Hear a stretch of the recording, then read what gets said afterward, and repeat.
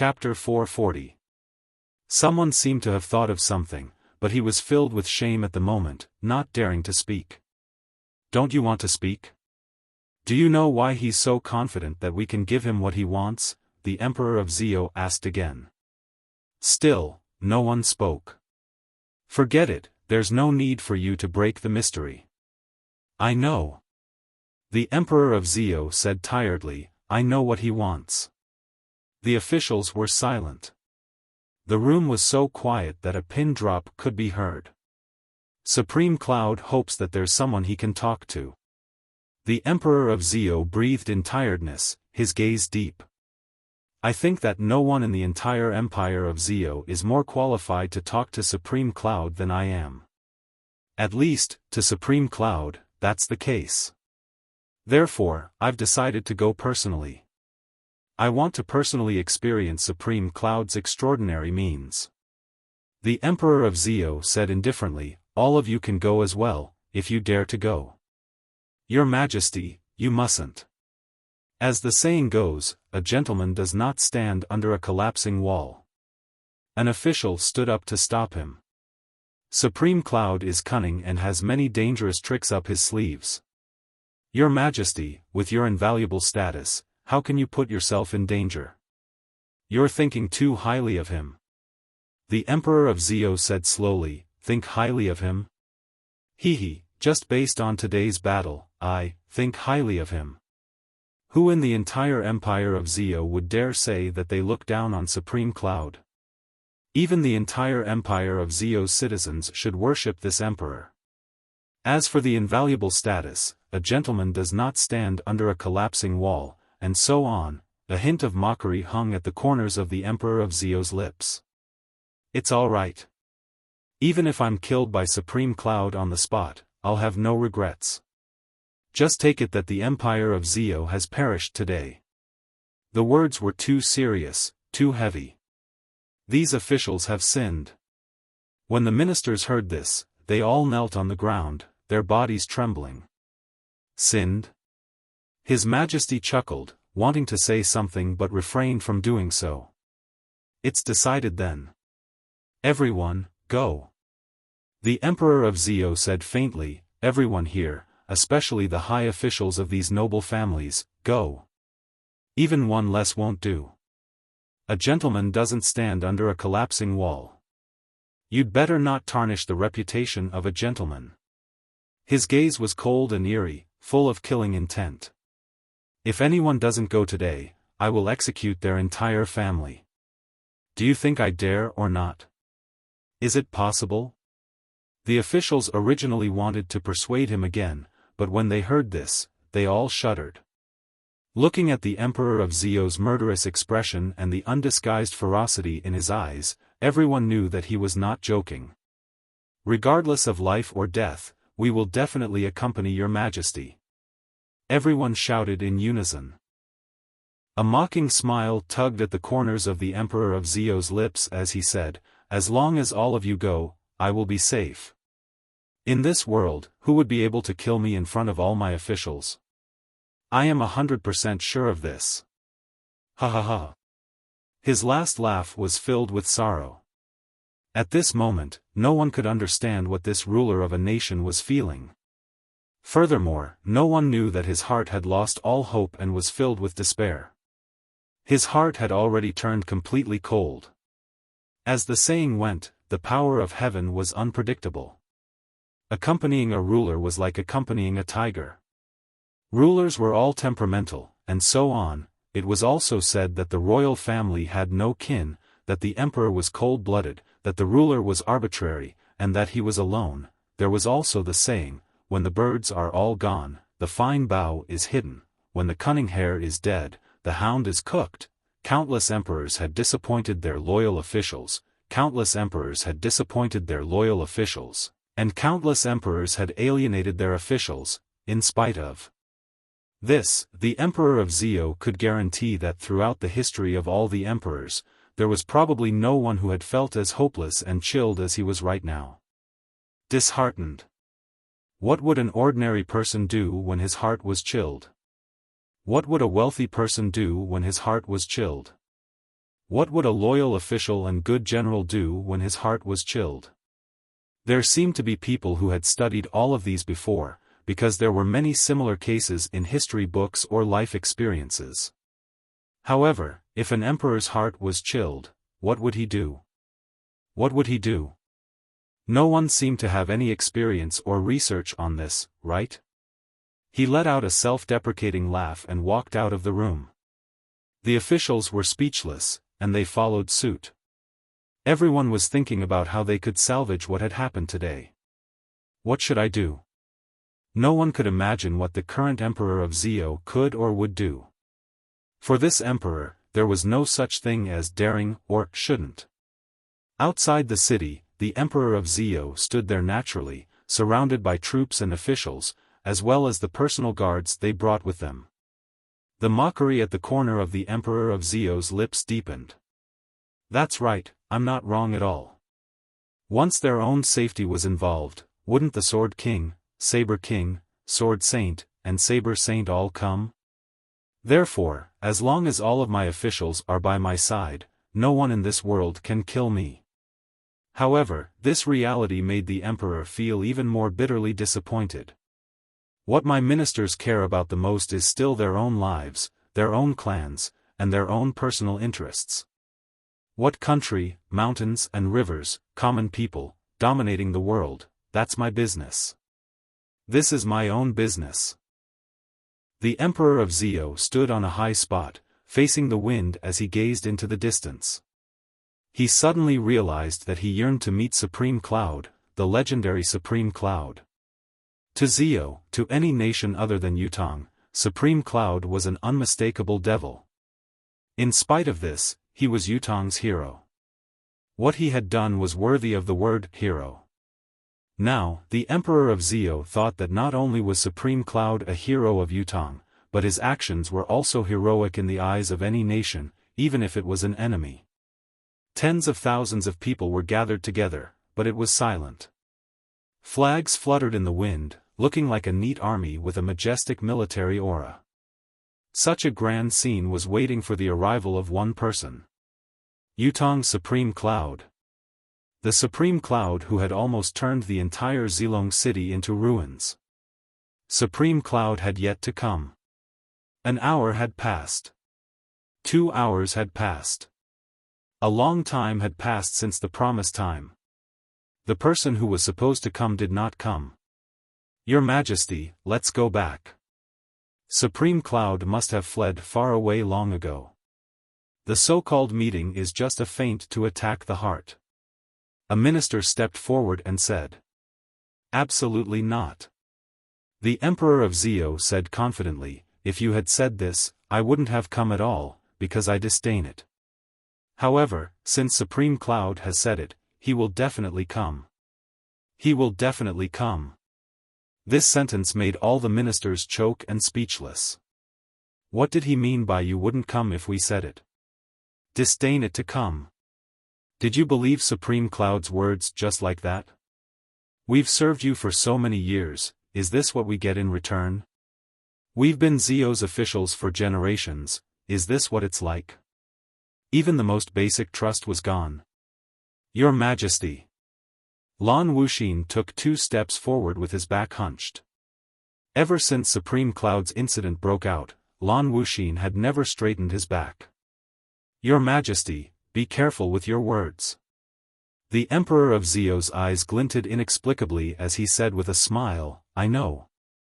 He was harsh and sarcastic to those who had done nothing wrong, but to Lan Wuxin, who was the most guilty, he was kind and gentle. This state of affairs displeased all the officials, their dissatisfaction growing. What have we done? If it wasn't for Lan Wuxin's meddling, would the current situation have come to this? If it wasn't for Lan Wuxin, would half of Zilong City have been destroyed? If it wasn't for Lan Wuxin, would 100,000 soldiers have been killed?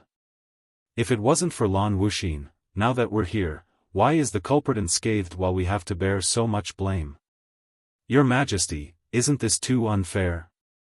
Aren't you being too biased? For a moment, no one said anything, but the resentment in their hearts was already boiling. Time passed quietly, but Supreme Cloud did not come. Just as everyone was about to lose their patience, someone suddenly cried out, What is that?" Everyone turned to look at the same time, their expressions changing abruptly. Chapter 441. As the crowd turned their attention to the anomaly, their gazes turned into extreme shock.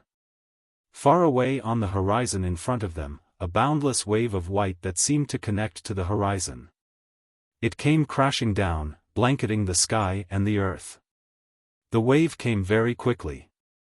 In just a quarter of an hour, it was already hundreds of feet away from the crowd. The Emperor of Zio's eyeballs were about to pop out of their sockets. He moaned in despair and murmured, That's the lunar river's water." Everyone's faces were drained of all color when they saw the sudden change. Everyone realized what was sweeping towards them. It was the lunar river's water. Supreme Cloud had returned to direct the flow of the lunar river to this place. Among the 9 Supremes, Supreme Water had the ability to manipulate water, but now, it seemed that Supreme Cloud's ability to manipulate water had been further enhanced. What did it mean to direct the lunar river's water to Zilong City and change the course of the entire lunar river? To put it simply, it was not a problem for the lunar river's water to turn the entire empire of Zio's Zilong City into a swamp. Thousands of miles of land would become another ocean in the Tianxian continent in a very short amount of time. At this moment, everyone could not help but feel a surge of heartfelt regret. This Supreme Cloud was a lunatic, a complete lunatic. A madman who did not care about reputation, morality, or the safety of the common people. He wanted to drown the empire of Zio for such a trivial matter. Hundreds of millions of lives. Do you still have any humanity left? Why did we provoke such a madman previously? Before this madman's insanity was only limited to the battlefield, he would only intervene when we attacked his country.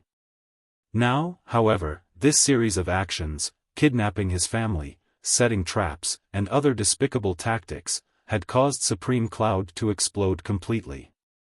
He no longer cared about worldly ethics, no longer cared about the common people, and no longer cared about the lives that would be lost. To achieve his goal, he would go to extreme lengths. As long as the lunar river's water flowed into the empire of Zio, it would truly be the end of the world.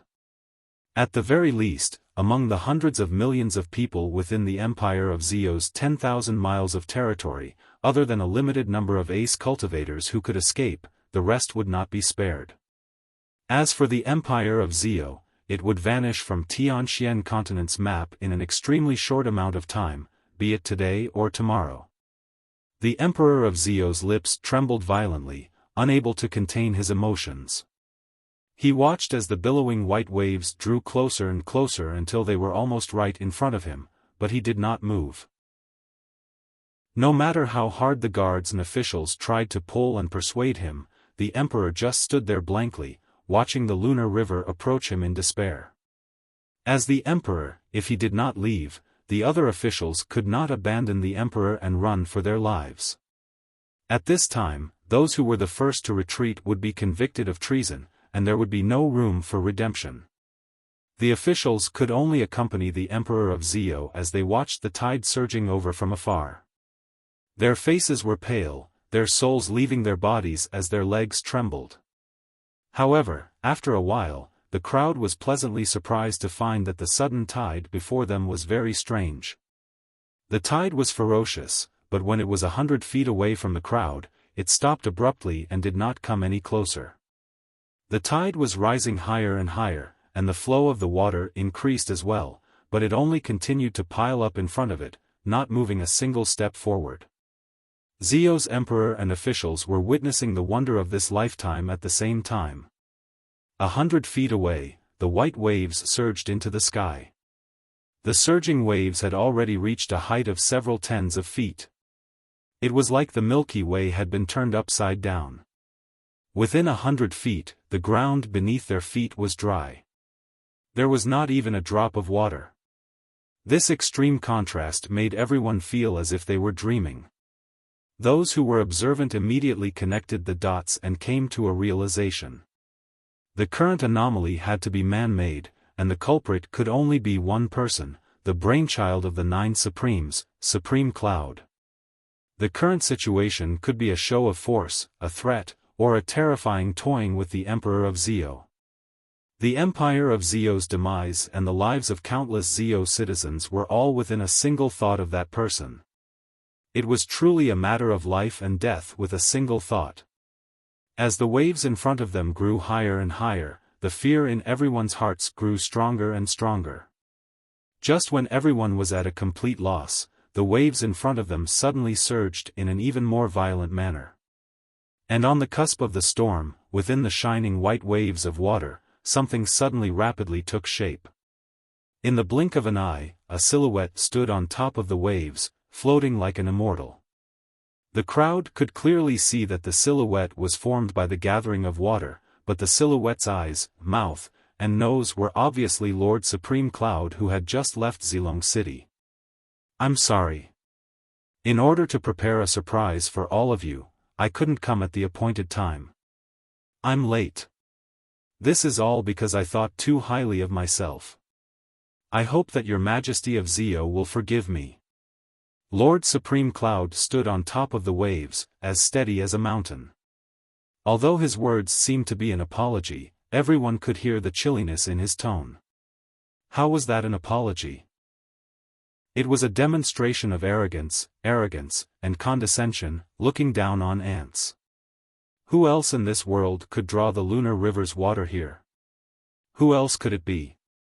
Therefore, it was not that he thought highly of himself, but that he was demonstrating a fact, that Supreme Cloud had the ability to destroy Zio with a flip of his palm.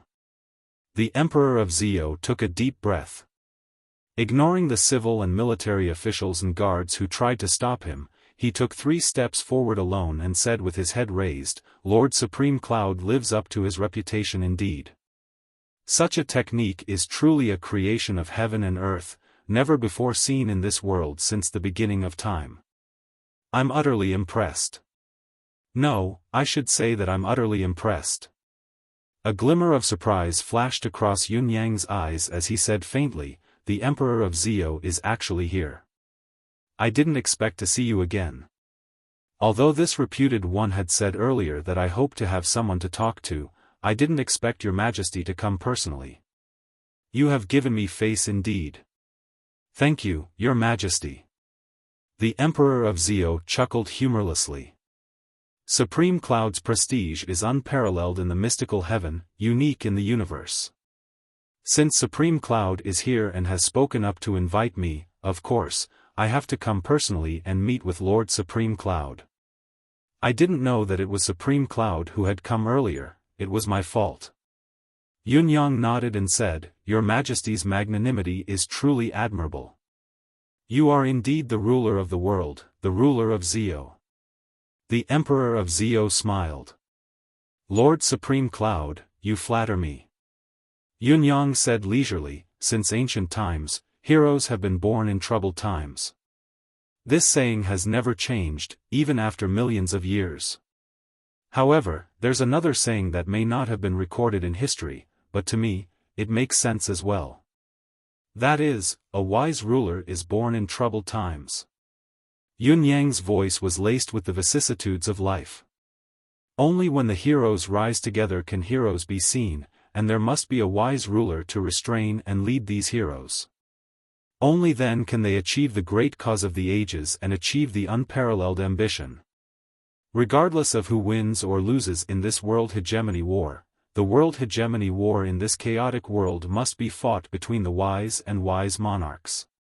Only then would they be able to create a legendary war that will be passed down through the ages. Only such a war is qualified to leave a mark in the history books. Yun Yang said sincerely, "Your Majesty is such a great ruler. As a ruler, His Majesty's actions are worthy of being called a wise ruler." The Emperor of Zio smiled faintly and said, "How do I compare to Yutong's Upeza?" He was at an extreme disadvantage under the towering tide, but he was still talking and laughing. Even his expression and gaze did not change, he was not at a disadvantage at all. His arms were behind his back, his gaze was disdainful, he still had the demeanor of a ruler.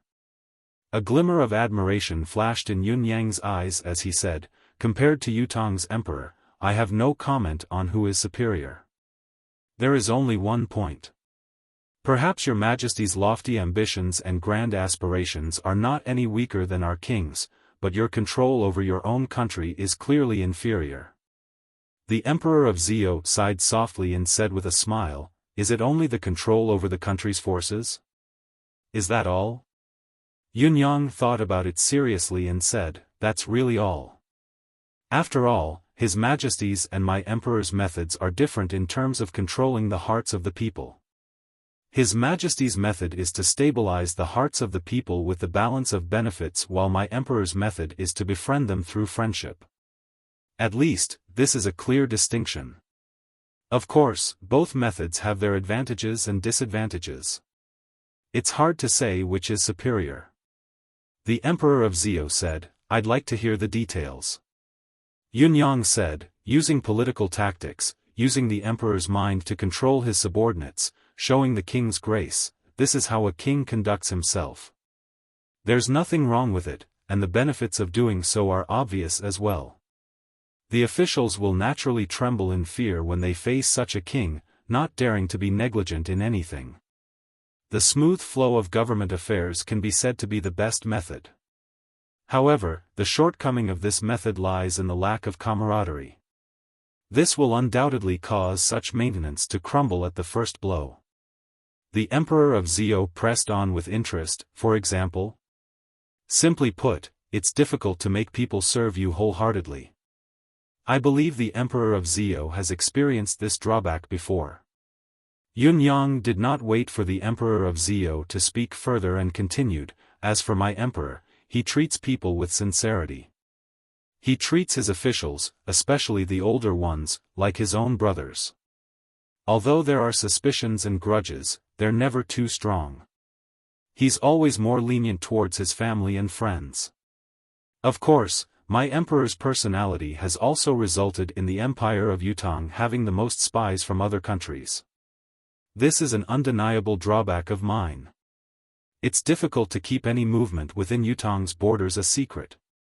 However, it's also easier to gain the loyalty of the officials and warriors. Otherwise, how could the Empire of Yutong have stood strong despite all these years of turmoil? The Emperor and his officials are of one mind, the generals and warriors serve with their lives. This ambition is unwavering. If Yutong hadn't fallen, Yutong would never have fallen. Countless families have voluntarily joined the war to defend the country. Even when they've fought until their heirs are all gone, they've continued to fight without regret." The Emperor of Zhou thought about it and nodded solemnly, saying, "I seem to understand, but there's still something I don't quite understand. It's not that your Majesty doesn't understand, but you want to use my mouth to say something to your officials, don't you?" Yun Yang smiled. The Emperor of Zhou laughed and said, "Lord Supreme Cloud, please teach the officials a lesson on my behalf today." Yun Yang thought about it and said, "Then let me give you the simplest and most direct example, a situation that would never happen in other countries. If Yutong were to fall one day and be conquered by the four empires, what you would get in the end would only be the destruction of Yutong. It would be impossible for you to conquer the hearts of Yutong's emperor and people. Other than Yutong's millions of warriors who would fight to their deaths. Among the civil and military officials of Yutong's imperial court, those who would kneel and surrender when the country falls are at most 10 to 20%, and this includes the spies planted by the other countries. I dare even say that the other countries would never be in such a state." The Emperor of Zhou said, "What if Zhou falls? What does Lord Supreme Cloud think?" Yun Yang smiled faintly and said, "The one who asks the question should be the one who knows the answer best. If Zhou falls, those who are willing to fight to their last breath, will, at most, take up 10 to 20% of Zhou's imperial officials. This is the most optimistic view, and I've said as much as I can." The Zhou officials who were present glared at Yun Yang, but none of them dared to refute him. The Emperor of Zhou guffawed when he heard the words, tears rolling down his cheeks as he clapped his hands and said, "That makes sense. That makes sense. Ha ha ha." Both were 10 to 20%. On one side were those who surrendered, those who kneeled and served the enemy were 10 to 20%, including the spies in the other countries. On the other side, those who fought to their deaths were, at most, 10 to 20%, and this was the most optimistic assessment. These two 10 to 20% were both 10 to 20%, but the difference between them was like heaven and earth. They were two extremes that could not be mentioned in the same breath. Zhou's emperor was still guffawing in front of him. He was laughing heartily, tears trickling down his cheeks along with his laughter. However, no one saw the tears in his laughter because his back was facing the civil and military officials. Behind him, many of the empire of Zhou's civil and military officials wore expressions of unconcealable humiliation. Some were deep in thought with a frown, while others were sneering in disdain. Other than that, there were also some who were unmoved, not taking Yun Yang's words seriously at all. Everyone had their own encounters, choices, and standpoints in life. No one's choice was necessarily correct, it was just that it varied from person to person. These are the two paths of a ruler. It's hard to say which one is better or worse. Yun Yang said honestly, everything can only be judged by the final outcome. The winner becomes king, the loser becomes a thief. The winner becomes king, the loser becomes a thief. After talking to you today, I have no regrets in this life. The Emperor of Zhou said seriously, however, I can say this here, as long as I'm on the throne, Zhou will not fall. He spoke these words resolutely and decisively, and it was filled with an indisputable feeling. His words jolted the countless Zhou officials behind him into a jolt of vigor. For a moment, all of Zhou's officials felt their spines straighten again. Even with the threat of the nation's destruction before them, they were no longer as fearful. Yun Yang said faintly, perhaps. He did not say that the empire of Zhou would fall as long as he released his control over the flood today. It would be useless no matter what oath you swore. At most, you would be drowned in the flood first. That would fulfill your oath. Zhou would only fall after your death. The Emperor of Zhou sucked in a deep breath, suppressing all the emotions that had just surged within him. He said with a smile, Lord Supreme Cloud has said before that he wants someone who is qualified to speak to him. I wonder if I'm qualified to speak to you? Yun Yang could not help but chuckle. If even His Majesty can't do it, then no one else in the Empire of Zhou is qualified. The Emperor of Zhou said in relief, that's good.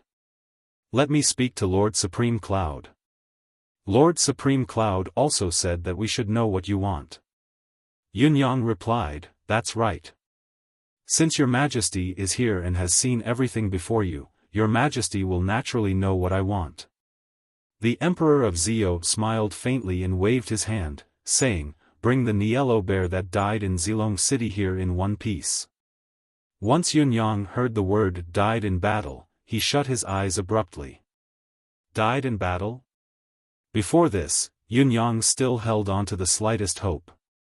Even if Blackie was on the brink of death, even if he was forcefully suppressed and subdued by Zhou's experts, even if his mystical beast foundation was destroyed and he was reduced to the most common black bear, it would be fine as long as he was still alive. However, the answer that he was most unwilling to face, the cruelest reality, had finally been laid bare before his eyes. That naive little bear, that sturdy little bear that followed him step by step, had died in battle? The little bear that had followed him for a few days and had yet to enjoy the benefits of being his follower had died in battle? On his wrist, a small green snake that had recovered its health suddenly lowered its head and hid in its coiled body. 2 drops of tears condensed from spiritual qi soaked Yun Yang's wrist. Yun Yang could clearly feel the little snake's body trembling slightly. The crowd far away parted to the left and right. Hundreds of people were carrying a huge body over with thick wooden sticks. It was the little bear. The little bear's body was no longer whole. Not only had its chest and abdomen been sliced open, its limbs had also been chopped off and placed on its body. Its head was littered with sword wounds and many of them were still losing blood and brain matter. There was no longer any breath left in it. It was an unusually thorough death, even worse than old Dugu. The team carried the little bear over slowly and brought it to the front of the flood. Yunyang lowered his head slowly, looking down at the little bear's carcass. His expression was blank but his eyes were burning with rage. The small snake that was coiled around his wrist shot out with a swoosh. In the blink of an eye, the small snake turned into a moor python that was as thick as an arm and pounced on the little bear. The moor python trembled and hissed as it slithered around the little bear, calling out anxiously. Even the moor python's cry had a faint whine to it. It sounded like the cries of a little bear. Obviously, the moor python hoped to awaken the yellow bear that was no longer breathing. Yunyang slowly closed his eyes and opened them again. A ball of water slowly flowed up the little bear's body, washing every part of it clean. The countless wounds on the carcass were slowly healing at a speed visible to the naked eye. It was a miracle created by the combination of Yunyang's holy water charm, endless divine art, and Emmy's air of vitality. Of course, more importantly, the yellow bear had just died not long ago. As the king of mystical beasts, its physical body was still full of vitality. That was how the wounds had healed. After a while, even the little bear's limbs had been untied back to their original positions. It looked very clean, as if it had just fallen asleep. Yunyang took another deep breath and enveloped the little bear's body with his deific consciousness. On one hand, it was to check if there were any wounds that had yet to be healed, on the other hand, he was still holding on to the slightest bit of hope. However, just as his deific consciousness reached the body, Yunyang was enraged as he hollered, "Where is the little bear's mystical core?" His deific consciousness swept over the little bear. The mystical core that should have been in the little bear's head had disappeared without a trace. Yunyang was instantly enraged. His murderous intent filled the air as he stared coldly at the Emperor of Zio and said coldly, "Emperor of Zio, where is my little bear's mystical core? I hope that you can send it to me immediately. This is my pet, and also my warrior. I hope that my warriors will be able to be buried in one piece and rest in peace. The same goes for the body and the same goes for the inner core. Send it to me." Chapter 442. Had the mystical core gone missing? The Emperor of Zio had not thought of this. The mystical core of a 9th-level mystical beast was an extremely rare treasure to most of the practitioners in this world. There was no doubt about it and it could not be questioned. However, the Emperor of Zio would never have thought that there would be someone who would be bold enough to hide the mystical core in the face of the threat of the nation's demise. This fact made him feel as if his face was burning hot. At this moment, the rage in his heart was no less than Yunyang's. In fact, it was even more intense. Could it be that the survival of a nation and the lives of hundreds of millions of people were not as important as a mystical core in some people's eyes? What kind of a heart was this? Where is the mystical core? The Emperor of Zio turned around, his cold gaze sweeping across a certain person. Then, his chilling gaze locked onto the person. Yunyang followed his gaze and saw that the person was dressed in green, wielding a long sword.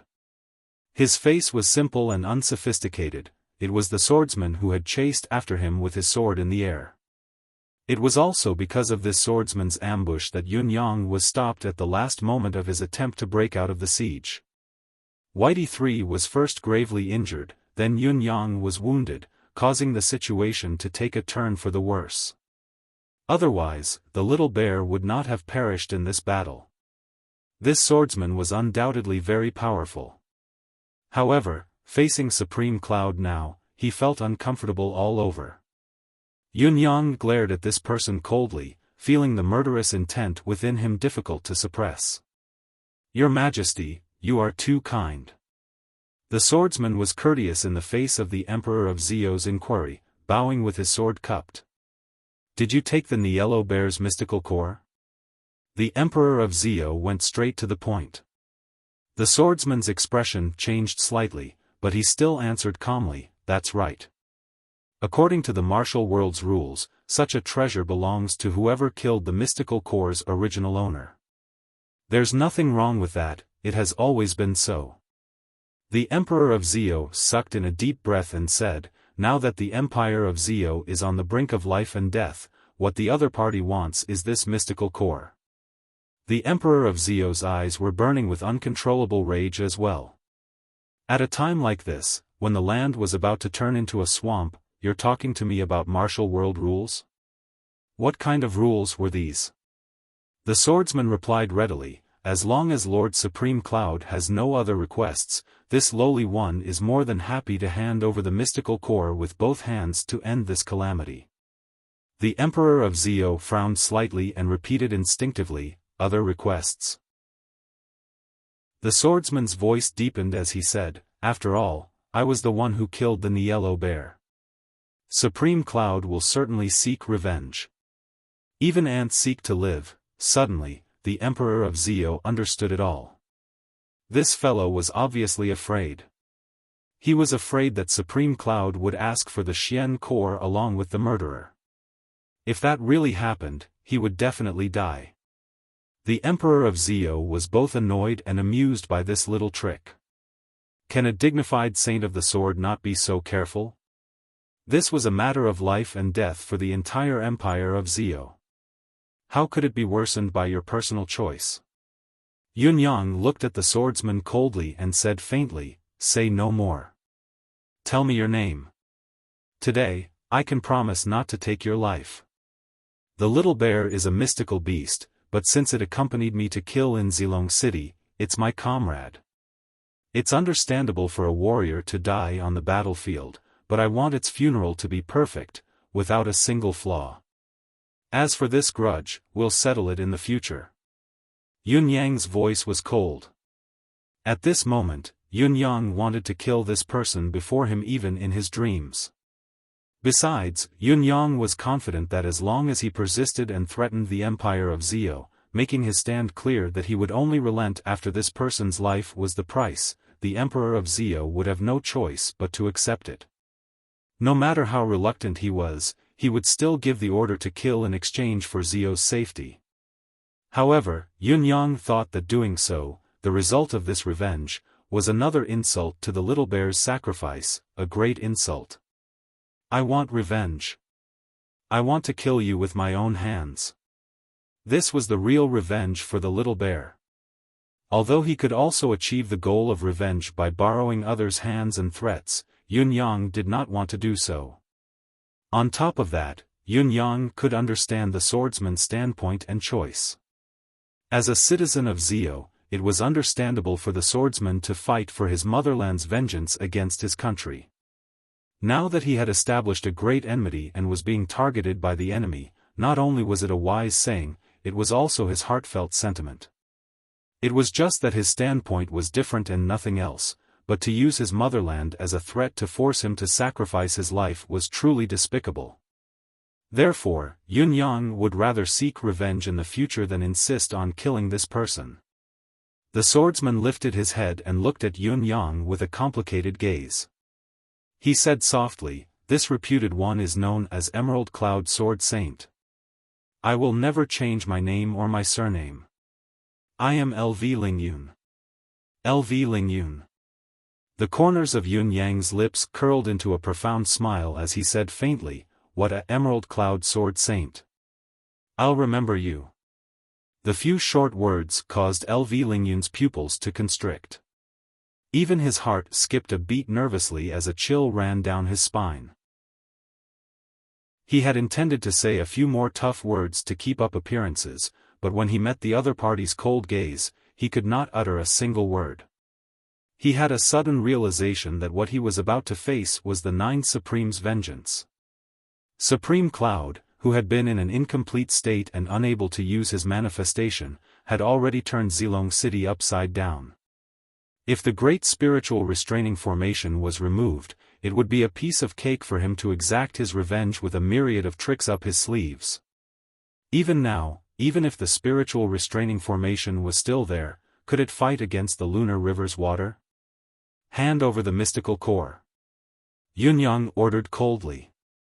LV Lingyun sucked in a deep breath and said, Lord Supreme Cloud, the battle on the battlefield is up to fate. Both parties are hostile to each other and have different standpoints.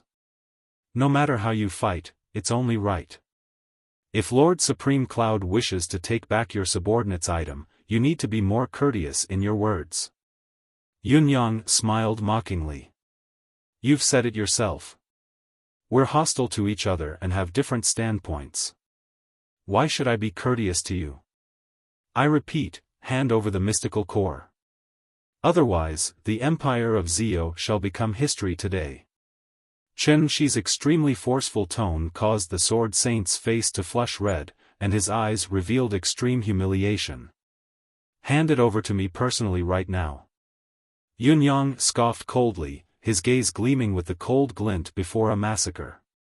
His voice grew even colder. Everyone realized that Supreme Cloud was humiliating LV Lingyun on purpose. Most importantly, the other party's attitude showed that he did not care whether Yunyang would hand over the mystical core or not. This was just an excuse. Are you not going to hand over the mystical core? That's great.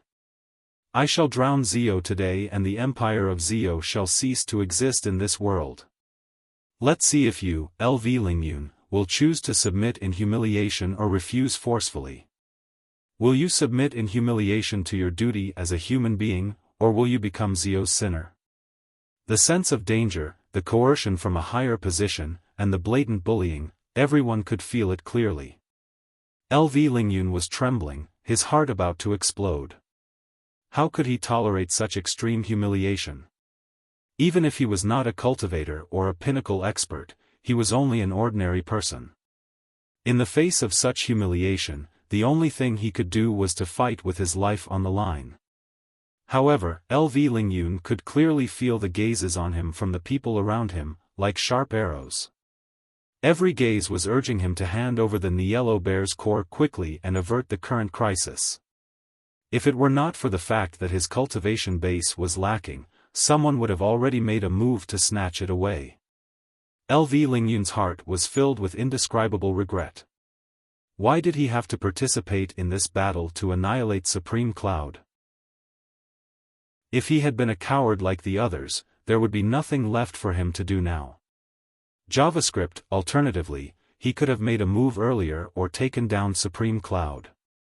Even if he did not win, dying in Supreme Cloud's hands would have been a clean slate.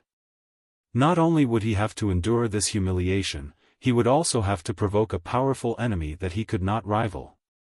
From now on, he would have to live in fear and trepidation every single day and night. LV Lingyun's intestines were swollen with regret. Chapter 443. LV Lingyun was berating himself madly in his heart. LV Lingyun, oh LV Lingyun, why are you showing off? Only your cultivation base is high. Only you are capable. Only you have the heart to protect Zio. How are your countrymen treating you right now? His entire body was trembling, the thought of fighting Yunyang with his life on the line. However, he was a man who cherished his life. Otherwise, he would not have said that even an ant could live without purpose, and would not have generously offered the mystical bear core as a bargaining chip to save his life. How could he have known that the bargaining chip that he had expected to save his life had become a hot potato that he could not advance or retreat with? It was wrong whether he gave it or not. Just as LV Lingyun's emotions were in a mess and he was hesitating, he suddenly heard the sound of water splashing on the opposite side. Something strange had happened again. The group was still in a state of shock, but what they could see now was the surging waves surging from afar once again. The waves in front of them had already piled up to thousands of feet high, and they were growing taller and taller, almost to the point where the top could not be seen. If such a massive wave were to break through the seal, it would be unstoppable, no expert could stop it. I can tell you clearly that there is a limit to one's strength. My control of the lunar river has reached its limit, and I might lose control at any time. Yunyang said coldly, if I don't get the mystical core before I lose control, I won't be able to control the water even if you give it to me later. When the time comes, this heinous sin. Yunyang looked at LV Lingyun coldly. Both of us will bear it together. Since we're enemies on both sides, I don't mind having a few more Zio souls under my name. A Zio official's aged facial muscles twitched as he shouted, almost roaring, LV Lingyun. What are you waiting for? LV Lingyun's body trembled again. She clenched her teeth and looked around. Her face was ashen. Suddenly, all her hopes turned to dust. Her whole body relaxed as if she had lost all her strength. He took a slow step forward and raised his hand. In his palm was a mystical core.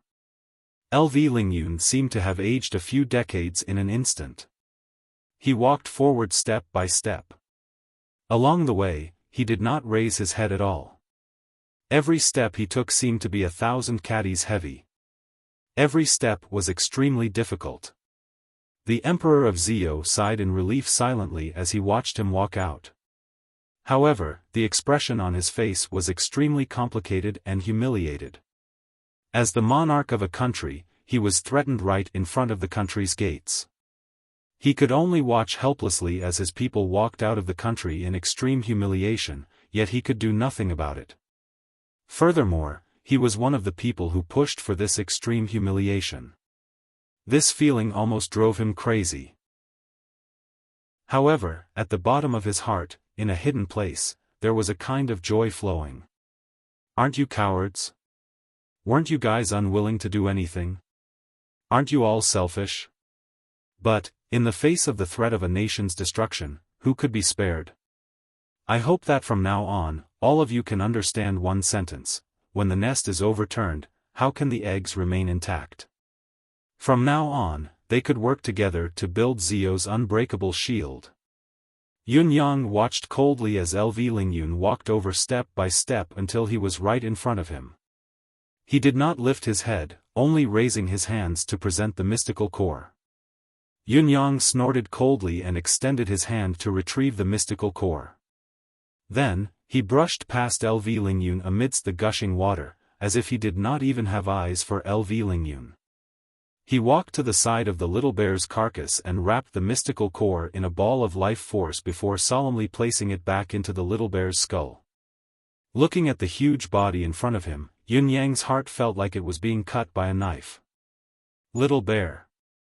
I will avenge you. I will kill LV Lingyun to avenge you. Once the vow was made, Yunyang waved his hand and the little bear's huge body disappeared. Soon after, he slowly stood up, turned around, and walked back. He didn't say anything unnecessary.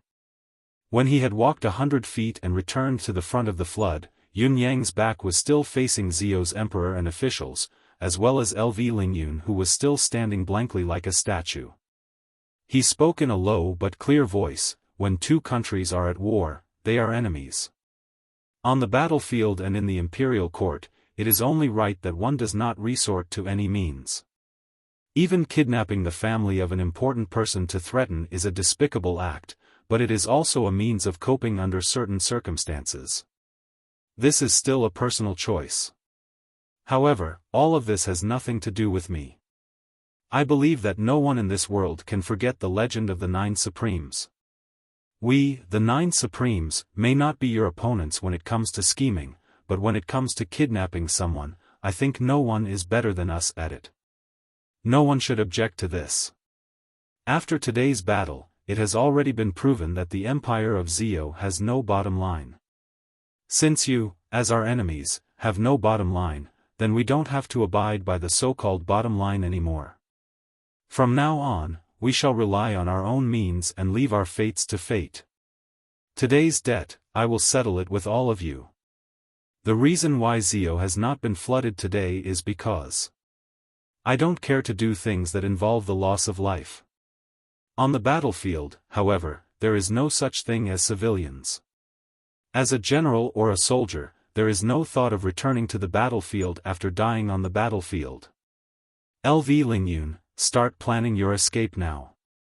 Let's see if I can exterminate your entire family one by one.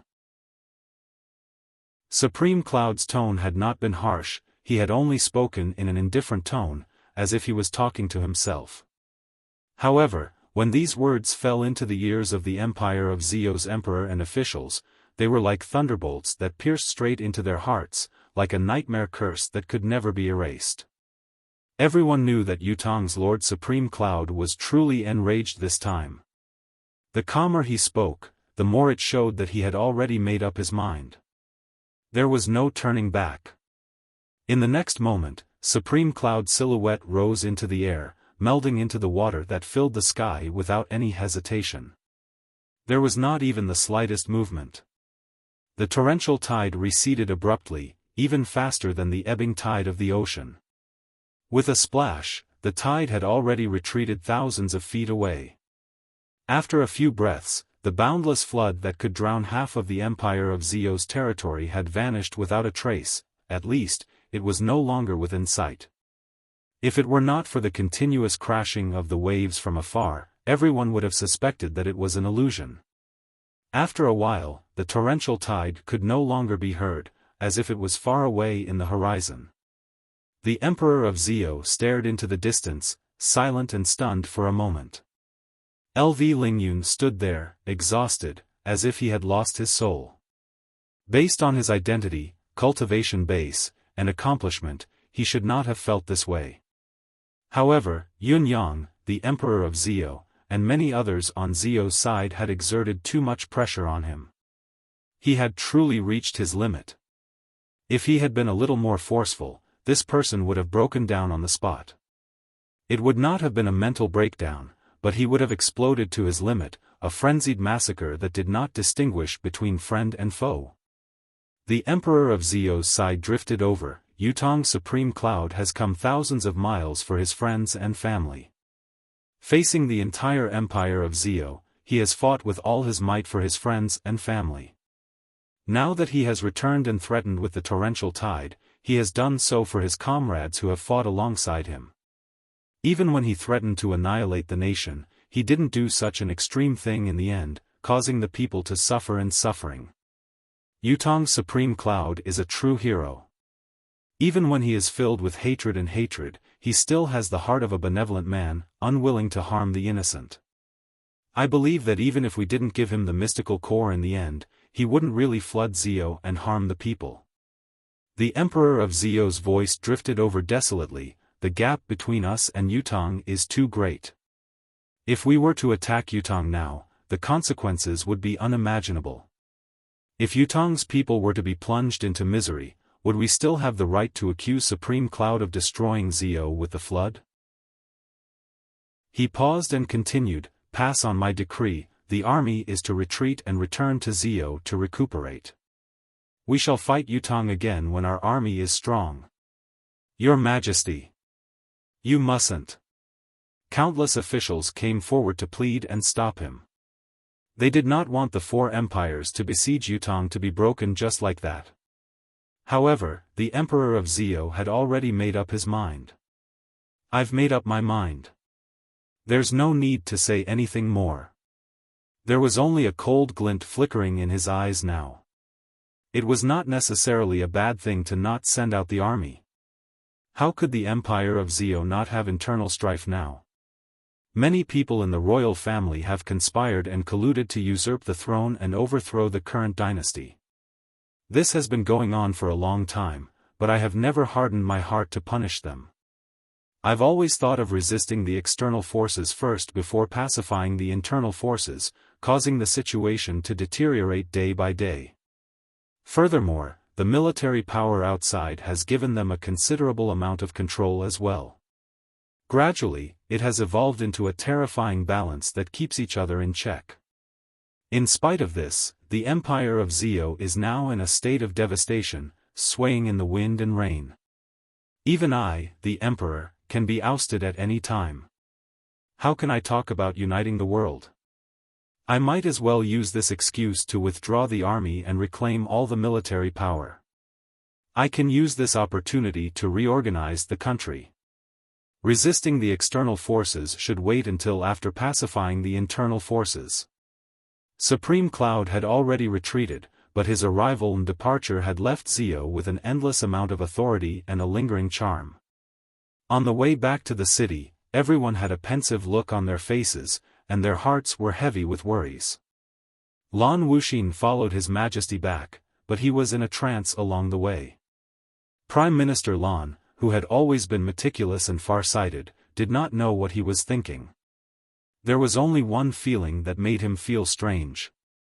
Prime Minister Lan's hatred towards the culprit who had caused him so much harm did not seem to be as great as he had imagined. For his family, he had traveled tens of thousands of miles to rescue them, disregarding life and death. Fighting Xiao alone, he had no regrets. For his comrade in arms, he had drowned Xiao. Even if he had to die, he had to make sure his funeral was complete, no matter the cost. Even though he had used and deceived Lan Wuxia throughout the process, it only served to show how brilliant the other party was. Just like what Supreme Cloud had said, if all of you could do something without a bottom line, who would I lie to if not you? Moreover, a person who claimed to be wise had been deceived by another person. He really didn't have any confidence to say anything. Sigh. Lan Wuxia sighed at the sky, unable to help the indescribable loneliness in his heart. All his messy thoughts turned into a sigh. In the dense forest. The Moor python's massive body had long been retracted, shrinking into an ordinary python that was only a few dozen feet long. It looked at the thing in front of it with surprise and delight. It was a baby bear. A tiny, newborn baby bear. Chapter 444.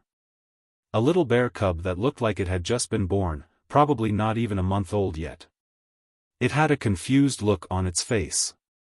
Its every movement was clumsy, and it didn't know what to do. However, as the Moor python watched, tears began to fall from its eyes again. The Moor python looked at the little fellow like it had found a treasure. As the cub stumbled back and forth, the Moor python was like the most competent babysitter. It watched the cub intently, not even willing to blink. Occasionally, when it saw the cub fall, it would quickly help it up. When it saw the cub run to a dangerous place, it would immediately release the domineering aura of a top-notch mystical beast, ensuring that no mystical beasts would come close and cause harm. This kind of conscientiousness and cautiousness was something that even one's own father and mother would not be able to do.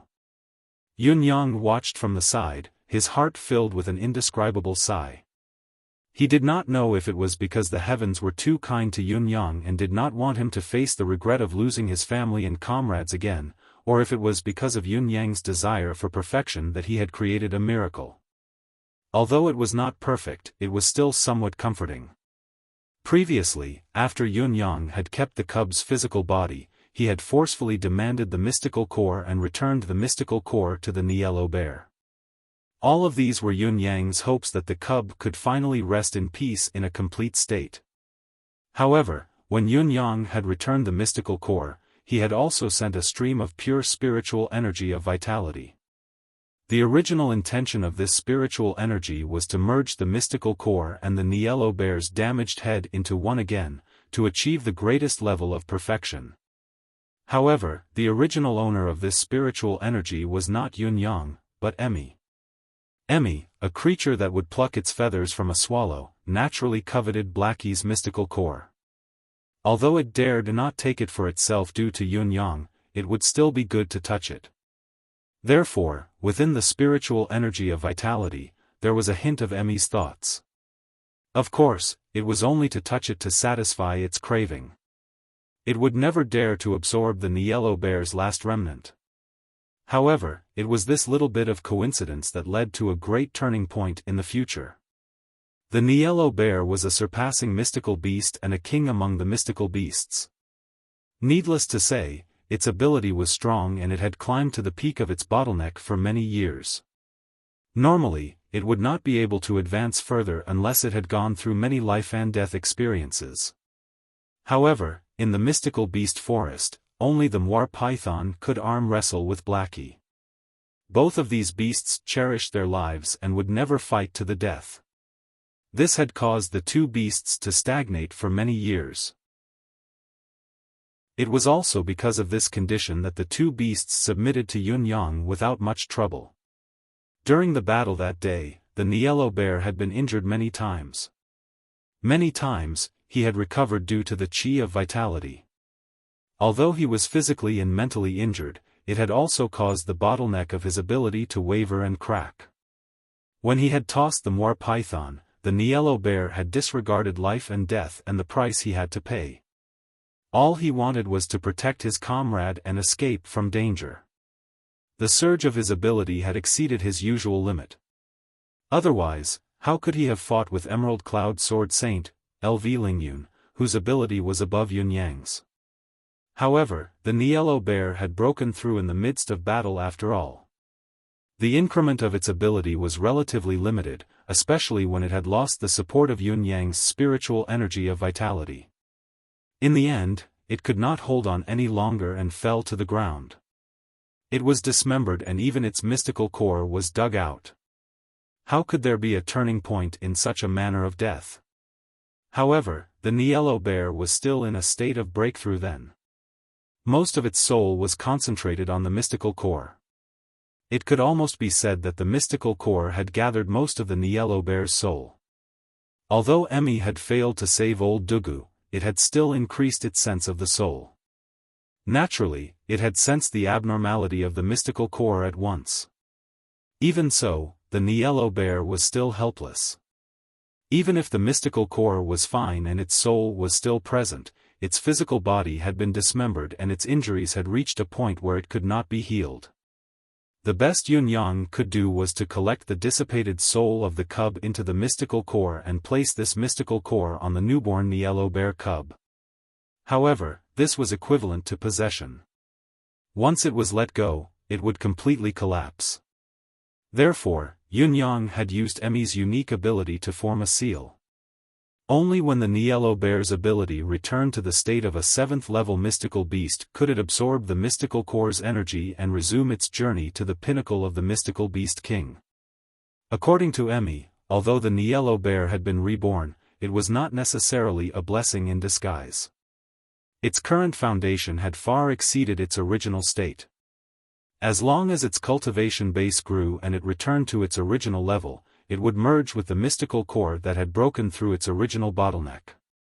On the day of awakening, not only would it be able to recall its past, its ability would also break through to a terrifying level. The long process of growing to a 7th-level mystical beast was the process of the physical body and the soul being polished and merged again and again. It was precisely because of this completely unexpected yet extremely surprising turn of events that the Moir python, such a ferocious beast king, was now guarding the little bear in front of it with infinite gentleness. The only reason was that Lao He was still here, and his heart was clear. This little fellow had the aura of a little bear. The little bear would return one day. I'll wait for you. It looks like you don't want to leave with me. Yun Yang sighed and looked at the Moir python. The Moir python hissed twice, a reluctant look in its eyes. However, when it turned its head and saw the silly little bear, it immediately swung its tail and its gaze became determined. I want to stay here and watch him. I want to watch him climb to the pinnacle again. I want to wait for the day he awakens and realizes his past. If I leave, the current him will definitely be bullied by other mystical beasts. It's also possible for him to grow again. What if I bring him along with me? All of you stay by my side. Yun Yang asked tentatively. The Moir python shook its head vigorously.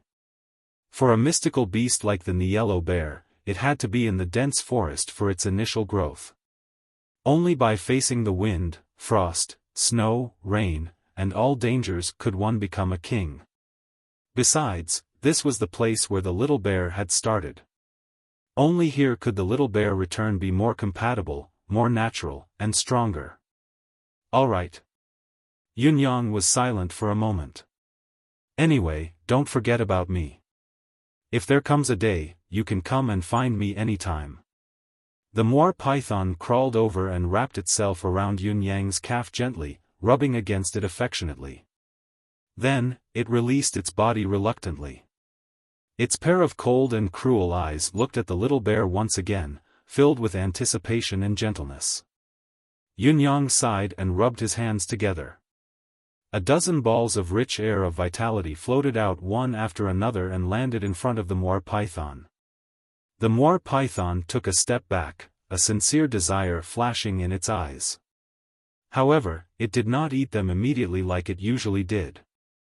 Instead, it cupped the little fellow with its head and let it eat. Before this, as long as a ball of spiritual vitality was taken out, it would be enough for these two kings to fight it out. Now, the moor python could actually be so courteous. This courteous gesture made Yunyang's eyes almost burn with tears. "These are yours." Yunyang said gently, "There are more for him." Immediately, a dozen balls of spiritual vitality were thrown onto the little bear. The little bear whimpered happily and gobbled down the spiritual qi. Its furry face was filled with satisfaction. Only then did the moor python feel at ease and began to devour the spiritual qi that was given to it. When it arrived, it still left 2 balls and sent them to the little bear's nose for the little bear to eat. Yunyang shook his head and smiled bitterly. Before he left, he secretly threw another 2 balls directly into the moor python's mouth. With these spiritual qi, he believed that the moor python and the little bear could break through the shackles of 9th-level mystical beasts and even break through the 10th level to become surpassing mystical beasts or even higher existences. He hoped that there would be a chance for them to meet again by then. Yunyang stood quietly in front of the dense forest. In front of him was a stretch of official road. In the dense forest, there was still a hissing sound that was filled with reluctance to part. However, the hissing sound was getting further and further away, gradually drifting into the depths of the forest. "I will definitely come back to see all of you." "Definitely." Yunyang sighed softly, hopefully, by then, you will have gotten to know each other again and be truly intimate. Suddenly, Yunyang soared into the air, turning into a gust of wind and a white cloud, heading towards the west leisurely. Watching the wind and the clouds in the sky, the hissing sound came from the dense forest again. A huge moor python, its head hidden under the dense leaves, coiled around a towering tree. It raised its head to look at the white cloud in the sky through the shade, unwilling to leave for a long time. "This is the best result I can come up with. Don't threaten me in the future. Life and death are always cruel. Everything should have rules. If the protagonist is too successful, all of you will scold him if one of his brothers does not die. Occasionally, one of them dies, everyone will scold him even more fiercely."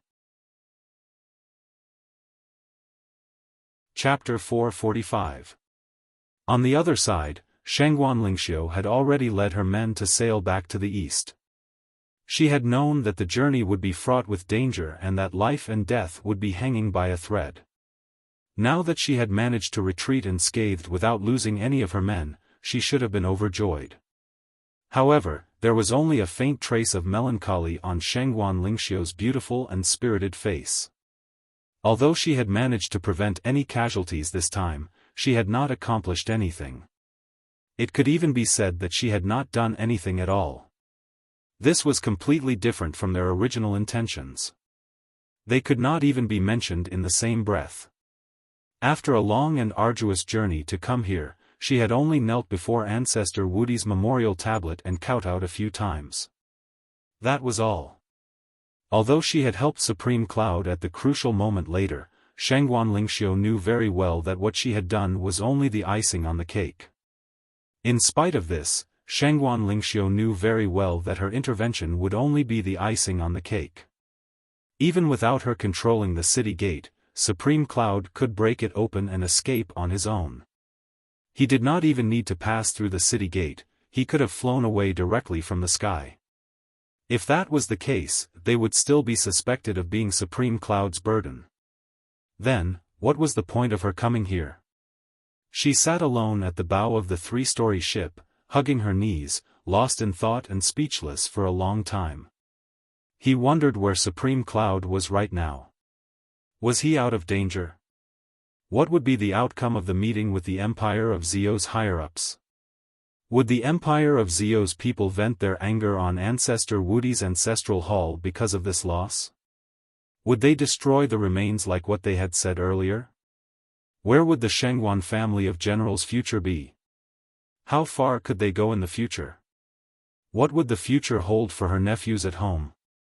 Would their young shoulders be able to carry the Shengguan family of generals' banner? Now that the world was on the brink of chaos, the days of war were upon us. Would the Shengguan family of generals be able to stand tall in this chaotic world? Was she, Shengguan Lingxiu, the only adult of the current generation of the Shengguan family of generals, shouldering the banner of the Shengguan family of generals, yet she had done nothing? If there was no Shengguan family of generals in Yutong's battlefield amidst the chaos, how could the Shengguan family of generals still be called a family of generals? The soul of a soldier? Shengguan Lingxiu could not help but sigh softly after a long while, unable to contain her thoughts, she could not help but sigh softly. The Shengguan family of generals. Regarding this matter, his subordinates had sent over a few pieces of intelligence, all of which had just been sent over via messenger eagle. Shengguan Lingxiu had only opened the first letter when her expression changed. Four empires had attacked Yutong. Yutong was surrounded by the flames of war and was in a precarious situation. It was no longer a sign of chaos, but a war was imminent. The content of the second letter was that Supreme Cloud had fought in Zilong City and forced Zio's emperor to submit in front of the city. A torrential flood had suppressed Zilong City and boosted Yutong's morale. The third piece of information, Zio has retreated. The threat of the Empire of Yutong's west had been resolved. After reading the first 3 reports, Shengguan Lingxiu heaved a soft sigh of relief. The situation was not at its worst yet. At least, the war from Zio had stopped. Yutong had Supreme Cloud, so this war was not too pessimistic. However, the fourth piece of news that followed made Shengguan Lingxiu worried again. The Empire of Dongxuan's Han Sanhe had led a 1,000,000-strong army to wage a bloody battle against Fu Baogua at the Fortress of Resilience. The eastern border was in a state of emergency. Other than that, Marshal Tai Zheng had also started a war with the enemy in the northern border. The war was in a stalemate. The southern border was about to engage in battle as well.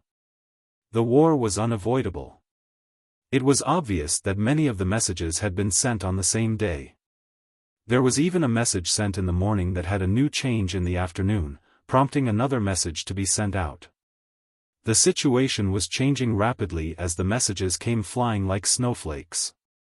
High up in the sky, there were still a few messenger birds flying around in search of their target's location. The chaos of the world is unavoidable.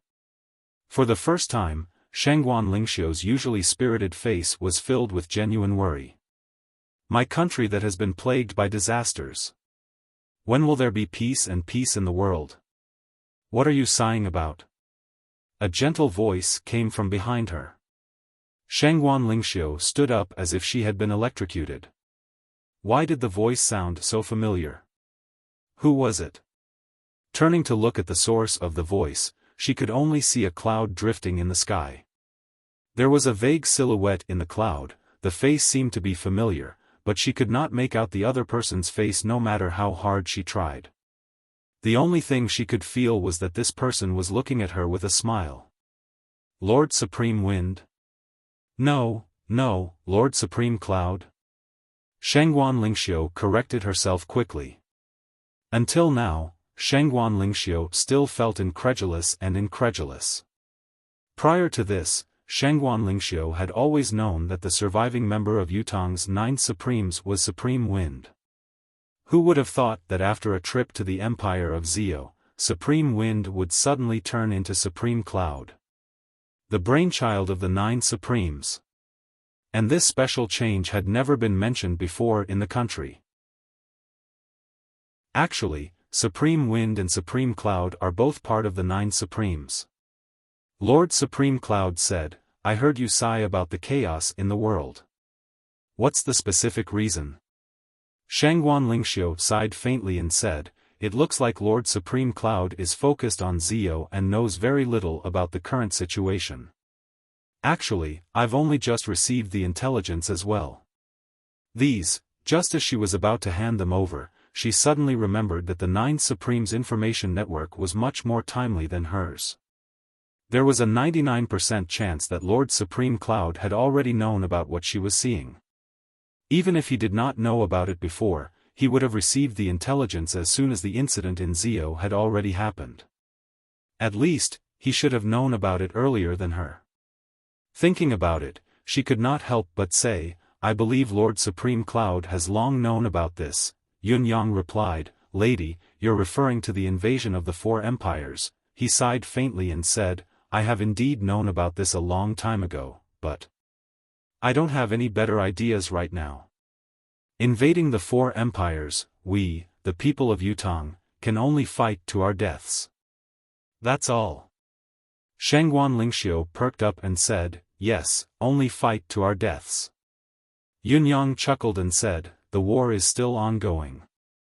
Indeed, we can only do our best and leave the rest to fate. However, I don't think you've achieved your goal in coming to Zio this time, have you?"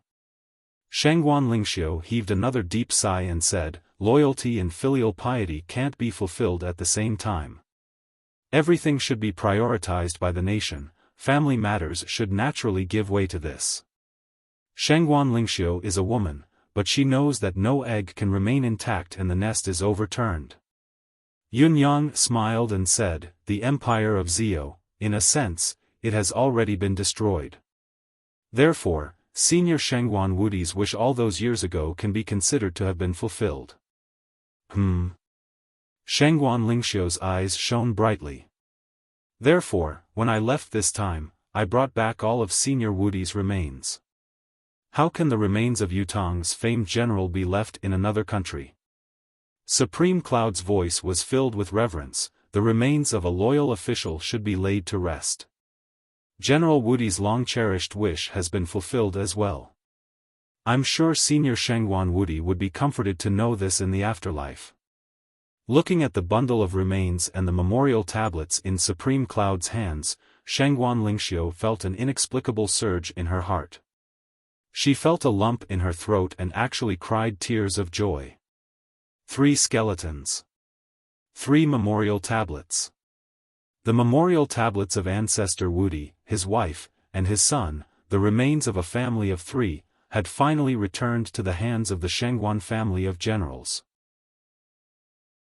Holding them in her hands, Shangguan Lingxiu felt as if she was carrying 1,000 caddies of weight. Yun Yang watched as the remains and memorial tablets landed in Shangguan Lingxiu's hands. Suddenly, he felt an unusual ripple in his deific consciousness. When he focused his gaze, he was shocked. His spiritual sense could see a small whirlwind slowly appearing in front of the memorial tablet on top of the skeleton bag. It was slowly spinning up with a loud whistling sound. There was a clear sense of joy and relief coming from the small whirlwind, as if a long-cherished wish had suddenly been fulfilled. In a trance, Yun Yang seemed to have seen a person clad in steel armor, holding a long spear, riding a black horse that was galloping across the land. Although it was only a man and a horse, Yun Yang could clearly feel the domineering aura of invincibility on the battlefield, the domineering aura of being able to enter and exit an army of millions at will. With a spear in hand, I am invincible on the battlefield. The person galloped among the clouds and came before Yun Yang. He held his long spear in a cupped fist salute, his hawk-like eyes looking at Yun Yang's face with a sincere smile of gratitude. Yun Yang's heart skipped a beat.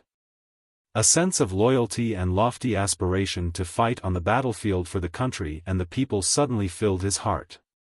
Without any reminder, he already knew who the person in front of him was. His face involuntarily turned solemn, revealing a sense of respect.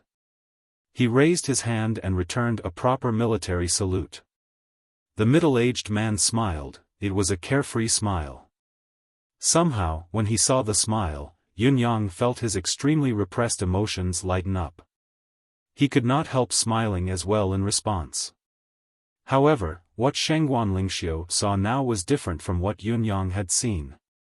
She felt her mind go blank for a moment, as if three people had suddenly appeared before her eyes.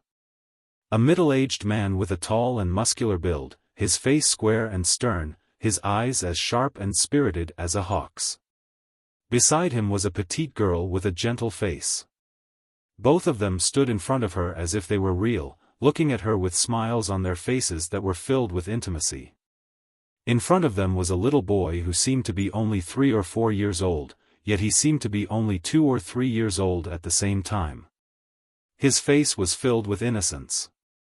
Such a harmonious family of 3 had appeared in front of her, smiling at her. The comfort, the praise, and the feeling that blood was thicker than water allowed Shengguan Lingxiu to immediately know who the 3 people before her were.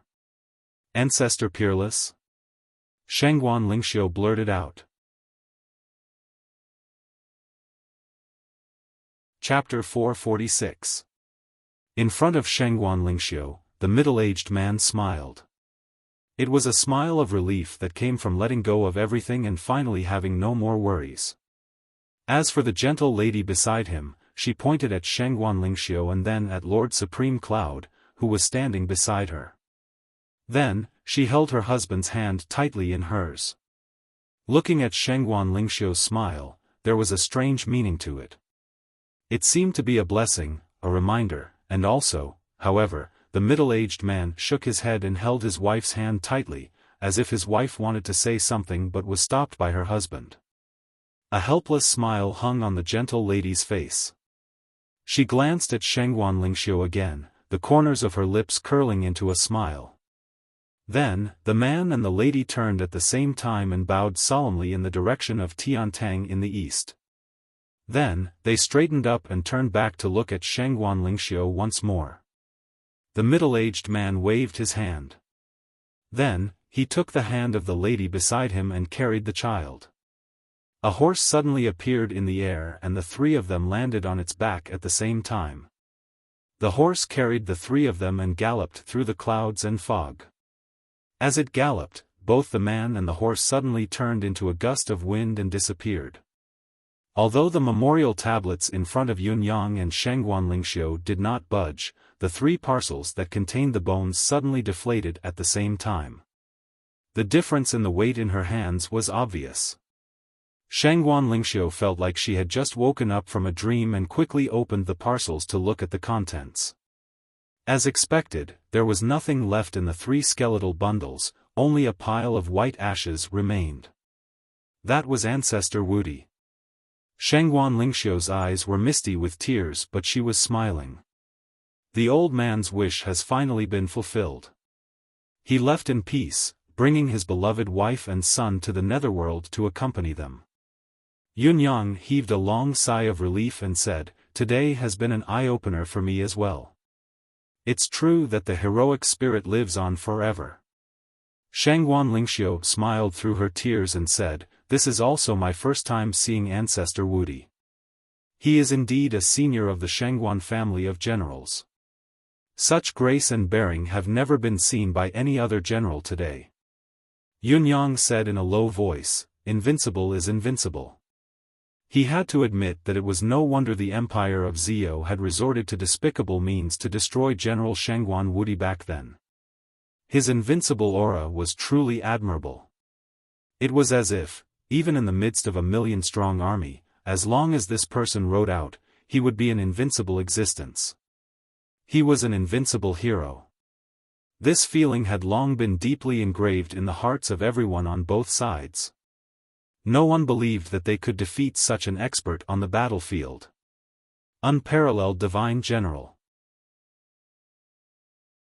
Yunyang gave his own comment, "It's a pity." He stopped halfway through his sentence. No matter what, Shangguan Wudi's wish was finally achieved. It was better not to say anything else, lest it desecrate this invincible heroic spirit. I hope that this invincible general, together with his beloved wife and son, will have a good journey and not be lonely in the afterlife. Handing the remains of Shangguan Wudi's family of 3 to Shangguan Lingxiu was the end of this trip to Zhou. Yunyang truly wanted to rest for a while now. During this period of time, especially the last few days, he had been utterly exhausted. First, he had plotted and sneaked into Zilong City. He had been constantly on tenterhooks, contending with Zhou's higher-ups. When he had finally met old Dugu, it had been a series of battles. When he had charged out of Zilong City, he had only managed to divert the Lunar River's water to the border of Zilong City in a state of near exhaustion. Although the diversion of the Lunar River's water seemed massive, Yunyang knew himself well. He could only divert a very small portion of the river's water. He would not be able to divert the entire Lunar River's water over even if he was beaten to death.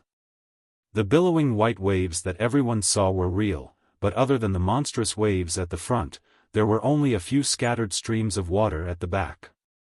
It was not as massive as what Zhou's people and officials had seen.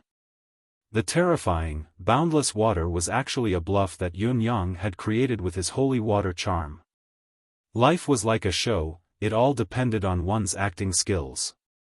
If Yunyang's holy water charm cultivation base could really divert the entire Lunar River here, he would not have said that he would arrive in an hour, but in reality, it would not have taken him 4 hours to arrive. He was late. That was the real reason. Yunyang had exhausted all of his spiritual energy then, but he still could not successfully divert the Lunar River's water to the border of Zilong City. In the end, it was Emmy's great effort that had allowed him to divert a portion of the Lunar River's water over. In order to divert the Lunar River's water to this point, Yunyang had expended most of his spiritual energy. It could be said that Yunyang's condescending attitude towards Zhou's people and officials was all a bluff, a bluff. In spite of this, the incident with the little bear had once again drained a large portion of Yunyang's energy. When he left in the form of a stream and appeared to be relaxed to others, he was actually at the end of his tether. Yunyang had almost fainted in the stream. It was only with his willpower that he managed to hold on until he was far away from Zhou's people's field of vision. Only then did he have the time to recover. It was also then that Emmy had told him about the little bear's death. That was how the trip to the dense forest had been made, bringing the little bear back to life and restarting his cultivation journey. Of course, the act of saving the little bear had drained the mystical qi that Yunyang had just recovered. When Yunyang landed on Shangguan Lingxiu's boat, it was the weakest and most helpless moment of his life. The only thing he felt was that he was extremely exhausted, his vision was darkening, and he could fall asleep at any time. If an enemy had coincidentally come at this time, Yunyang could only resign himself to his fate and allow himself to be trampled upon. The spiritual energy of vitality was not a universal remedy. At least, it was helpless against Yunyang's current state of exhaustion. Now that Shangguan Wudi's matter had come to an end, Yunyang felt that he could not hold on any longer. Without another word, he asked, "Lady Shangguan, can you prepare a quiet room for me? Don't let anyone disturb me. I need to rest." Upon hearing Lord Supreme Cloud's unexpected words, Shangguan Lingxiu understood immediately. Lord Supreme Cloud seemed to be exhausted these few days. What he had done was not something a normal human could do. No matter which one it was a miracle beyond imagination. How could there not be exhaustion after doing something like this? Even if one had an unparalleled cultivation base, one would have been completely drained after coming to this stage. Moreover, Supreme Cloud had never been known for his physical strength. "I have indeed neglected this," Shangguan Lingxiu said apologetically and immediately ordered that no one was allowed to go up to the 3rd level of the ship. After that, he directly vacated the largest bedroom on the 3rd floor, tidied up a little, and then quietly left. With a wave of Yun Yang's hand, a cloud of fog materialized and settled at the door. This was the last safety measure that his mind, which was close to being muddled from exhaustion, could come up with. Once someone tried to force their way into the room and triggered the cloud, Yun Yang would be alerted at once and react in time. Then, he lay down on the bed, and before his head even touched the pillow, he had already fallen asleep. In his sleep, Yun Yang felt like he was in a trance, like he was in a dream, like he was in a trance. In a trance, he felt like he was reunited with his brothers again, the 9 of them going out on a mission together. A gentle and blissful smile hung on the corners of his lips. Eldest brother, second brother, third sister, fourth brother, fifth brother, sixth brother, seventh brother, eighth brother, what are we going to do today? The ambush fortress? Alright, I happen to have the information there. Wait for me, I'll come up with a plan. Something else today? Alright, I'll come up with the plan. Ninth, don't tire yourself out. A balance between work and rest is the way to go in the long run. There's no need to rush. I'm not tired. How can I be tired? As long as everyone is together, I won't be tired no matter how much I do. I miss you all so much. In his sleep, Yun Yang vaguely felt that something was amiss. He was with his brothers now, why was he missing them? Her brothers were all looking at her and smiling. Were they laughing at her foolishness? Right, fifth brother, have you found sister Yu? You picked her up, didn't you? Young brother. Yun Zuyu's silhouette appeared, the same smile on her face. Sister Yu, you've done me in then, you've killed me, you've scared me to death. Yun Yang bawled in his sleep. I thought I was the one who dragged you into this and caused your death. He cried as if a heavy burden had been lifted from his shoulders.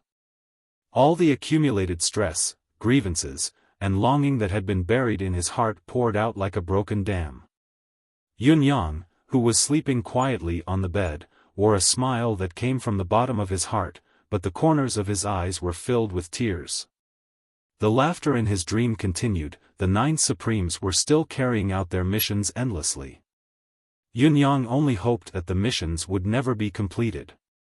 It would be best if there was always something to do. Because of this, everyone can always be together forever. It was a pity that no matter how many or how complicated the mission was, there would come a time when it came to an end. All the missions were completed, the speed of completion far exceeding Yun Yang's expectations. The missions had been completed successfully, why would I still feel indignant? What was there to be indignant about? Looks like I've really tired myself out. Let's go and eat Chinese cabbage and tofu later. This was his eldest brother's suggestion. The brothers responded in unison. In the next moment, all 9 brothers had arrived at the small, run-down tavern. Old Dugu's back was still hunched as he sat in front of the door, watching his brothers enter with a warm and comforting smile on his old face. It was like he was watching his long-lost sons return one after another. There was still a table for each of them, a plate of Chinese cabbage and tofu for each of them, a pot of wine for each of them. The refreshing aroma filled the entire narrow room. Yun Yang ate greedily, feeling the warmth in his heart overflowing as he ate. It was too delicious. It was too delicious. He could not get enough of it no matter how much he ate. Yun Yang realized that his dishes were all gone while his brothers still had a full plate in front of them. They were moving their chopsticks swiftly, eating contentedly. Like a child who had finished his candy first, or like Zhu Beiji who had eaten the ginseng fruit first, Yun Yang who was salivating did not care about his image at all. He stood up and picked up his chopsticks, wanting to take another bite with a drooling face but was stopped by the crowd outside.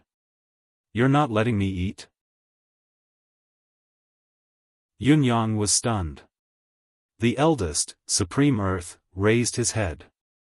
It was the eldest prince's face as he looked at Yun Yang warmly. OL 9th, you can't eat what we're eating. What do you mean I can't eat? It's the same thing, I've just finished a plate. Yun Yang was stubborn. I'll only take one bite. Just one bite. Brothers, can't you give this young brother a bite? Facing Yun Yang, who had gone from being stubborn to acting coquettishly and shamelessly, the brothers were all smiling warmly. They looked at him but shook their heads resolutely, rejecting him. Old Dugu, with his hunched back, smiled kindly as he stood aside and said, "Why are you so hung up on this? Isn't it easy if you want to eat? Didn't I teach you how to do it? If you want to eat, can't you cook it yourself?" No. Yun Yang was stubborn. I want to eat theirs. I want a bite from each of them. What's so special about cooking it myself? Before Yun Yang's words echoed in his ears and heart, the small tavern suddenly disappeared. The big brothers were no longer in their original positions. They all stood up and walked away. 8 or 9 of them chatted and laughed as old Dugu followed behind them. They chatted and laughed as they walked into the distance. Surprisingly, no one paid any attention to him. Yun Yang looked around, not knowing what to do. As far as his eyes could see, the sky was tens of thousands of miles high and the ground was covered in yellow sand. Looking into the distance, there was not a single cloud of smoke, not even a tree or a blade of grass. There were no living creatures in this land at all. In fact, he was the only living creature left in this entire world. Naturally, no one would care about him. Yun Yang asked in a daze, "Where are all of you going? Why didn't you bring me along?" The dozen silhouettes further away were still conversing intimately with each other, their silhouettes moving further and further away. Still, no one responded to his question. Yun Yang's anxiety grew as he dashed out. "Wait for me. Wait for me. Let's go together." However, the group in front of him moved faster and faster, the distance between them growing further. The silhouettes on the other side gradually turned into a cluster of black dots before disappearing completely. Then, Yun Yang felt as if his brothers had turned into the stars in the sky. They were still blinking at him. Then, the wind came, the rain came, and the snow came, torrential rains, floods, fires, lightning tribulations, and countless catastrophes. Blood and fire intersected. In this devastated world, he was the only one left to struggle, to fight, and to roar. He needed help, he needed someone to accompany him on this journey. However, no one came. He was the only one holding on, holding on, holding on, while he was still in a trance. A figure swayed in front of him. Old Dugu appeared again with his hunched back. He still had that warm smile on his face as he looked at him with pity. "Child, go back. This is not a place for you." "I'm not going back." Yun Yang roared, tears in his eyes as he said stubbornly, "I'm not going back." Old Dugu looked at him sympathetically and said softly, "Child, remember, to take care of yourself in the future." As he spoke, he stretched out a hand and seemed to hesitate for a moment before slapping Yun Yang's shoulder. Yun Yang cried out, feeling his body retreating uncontrollably. Old Dugu, who was in front of him, was getting further and further away from him. Gradually, he could not see him anymore, just like everyone else. Yet, he was still flying back involuntarily. Yun Yang struggled as he flew and roared, "I'm not going back. I don't want to go back. Don't even think of leaving me behind. You say we're brothers of one heart, you say we'll go through thick and thin together. Now you want to leave me behind? It won't be so easy." Yun Yang roared, "There's no such thing in this world. I'll find all of you no matter where I go. Don't leave me alone. I'm the only one left in this world. What's the point if I'm alone? I'm the only one left. Can't you see? How much have I suffered? I can't take it anymore. I really can't take it anymore. Take me away. Take me with you.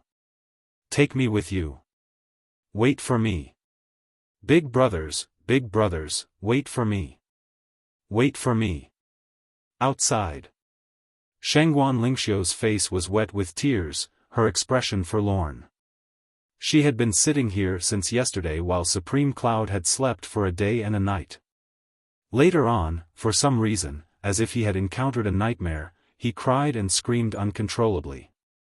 His hoarse growls were heart-wrenching. She could hear Supreme Cloud's murmurs clearly. Although she could not understand most of it, she could still understand some of it.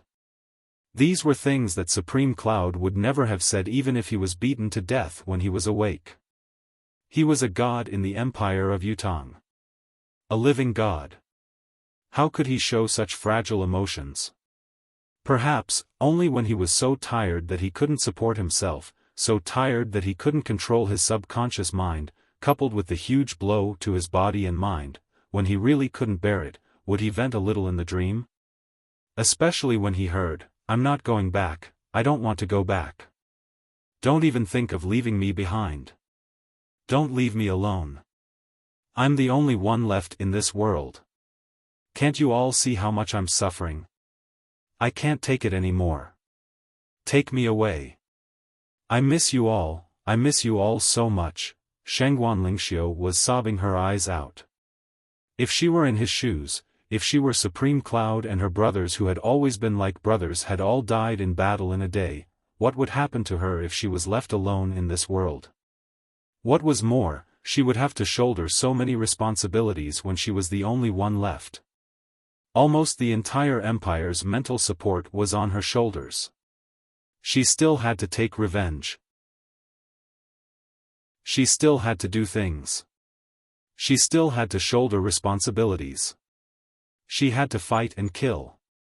She had to face endless traps, she had to face all the despicable, filthy, noble, everything in this world, the spies in the imperial court, the forces of the martial world, the hostile countries, the 4 battlefields.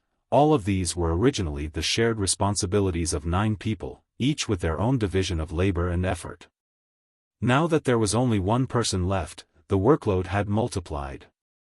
The loneliness, the desolation, the helplessness of being alone, yet he still had to press forward, to persevere with unwavering determination. Even a man of steel would not have been able to hold on for so long. It was said that the assassin from the Empire of Zio this time was a relative of one of the 9 Supremes. Supreme Cloud's arrival this time was to witness the passing of a relative with his own eyes. Even if he had slain countless enemies in this battle and won, what was the use? His kin could not be brought back to life. He was even more lonely in this world. His heart was broken, his soul was broken as well. How had Lord Supreme Cloud been able to hold on? Even if it was just a dream, he had to send everyone away so that he could cry and curse in his sleep in a private space that belonged to him. Shangguan Lingxiu could empathize with the loneliness that bordered on despair. She felt like her heart was being torn apart. Shangguan Lingxiu could not imagine how strong one's body and mind must be to be able to withstand all of this. It's really him, Shangguan Lingxiu murmured with tears streaming down her cheeks. In fact, Shangguan Lingxiu had long suspected Supreme Cloud's identity, especially when the Eclipse Panther had come to report the news. Supreme Cloud was in the room just a door away. The Supreme Cloud in the dream did not conceal his real voice. Shangguan Lingxiu could tell who the original owner of the voice was. The Supreme Cloud who had always helped her, the Shangguan family of generals, the Empire of Yutang, the one who had been calm and composed in the face of the generals from the 4 countries was young Master Yun. Young Marquis Yun. The young Master Yun who always looked clean, as if no dust could ever land on him. That gentle and refined smile, that upright back view. Although he was known as a popinjay in the outside world, if one were to investigate carefully, one would only realize that there seemed to be no popinjay deeds that could be related to Yutang's popinjay leader, young Master Yun. No matter how glib his words were, she had never seen him bend his back even once, no matter when or where. The young Master Yun who looked at her and called her Sister Lingxiu with a faint smile. It's him. It's really him. Shangguan Lingxiu finally understood, and understood a lot. No wonder I've always felt that Yun Yang has a lot of secrets. It's as if I can never get to the bottom of him. I can never understand what he's thinking, what he's pursuing, what he's aspiring for. No wonder I've always felt that this person is scheming and has never shown his true feelings. Even when he's laughing and cursing, even when he's throwing a tantrum, even when he's being unreasonable, however, everything was so illusory and unreal. It seemed that no matter what others saw, it wasn't the real him. So that's how it is. The Yun Yang in the eyes of the world is only an illusion, a complete illusion. Young brother Yun Yang, is Supreme Cloud. He is the Lord Supreme Wind whom the entire empire of Yutong regards as a god, the only savior. Along the way, he had so many things weighing on his heart. How could he be relaxed? How could he show his true feelings? It was just that with so many things on his shoulders, he believed that if it was anyone else, most of them would have already collapsed from the pressure. However, he could still be as gentle as jade, no one could tell that he was at ease. However, deep in his bones, he was so lonely and cold that no one could understand him. No one could share his burden, not even a little. If it were not for the fact that he was on the verge of collapsing from exhaustion, who would have thought that he was actually Supreme Cloud?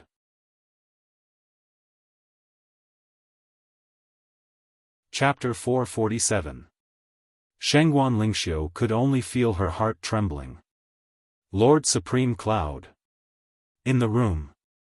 Suddenly, there was a loud thud. It was as if someone was sleeping and dreaming, but for some reason, they suddenly fell off the bed. Then, there was no more sound. Shangguan Lingxiu's heart skipped a beat as she wiped her tears away quickly.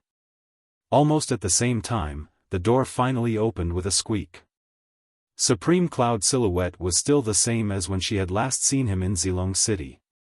He walked out calmly, his expression calm and his gaze sharp. Only his aura was as gentle and peaceful as ever, as if he had just woken up from a normal nap.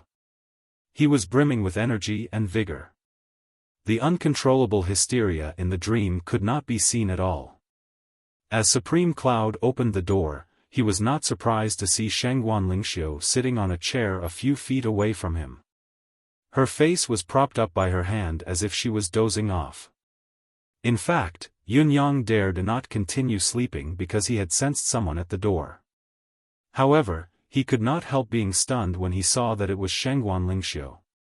"Why are you here, Lady Shangguan? Aren't you resting?" Shangguan Lingxiu smiled. "I've received many messages from the spiritual beasts, so I went down to make some arrangements. I was really busy for a while. Lord Supreme Cloud has just woken up when I've just returned. Did you have a good sleep, Lord Supreme Cloud?" Yun Yang coughed and said with a smile, "I've never felt so good before." He mused and said, "Did Lady Shangguan hear anything when you were here just now? I seem to have heard someone shouting in my sleep just now." Shangguan Lingxiu was taken aback and said, "Someone shouted?"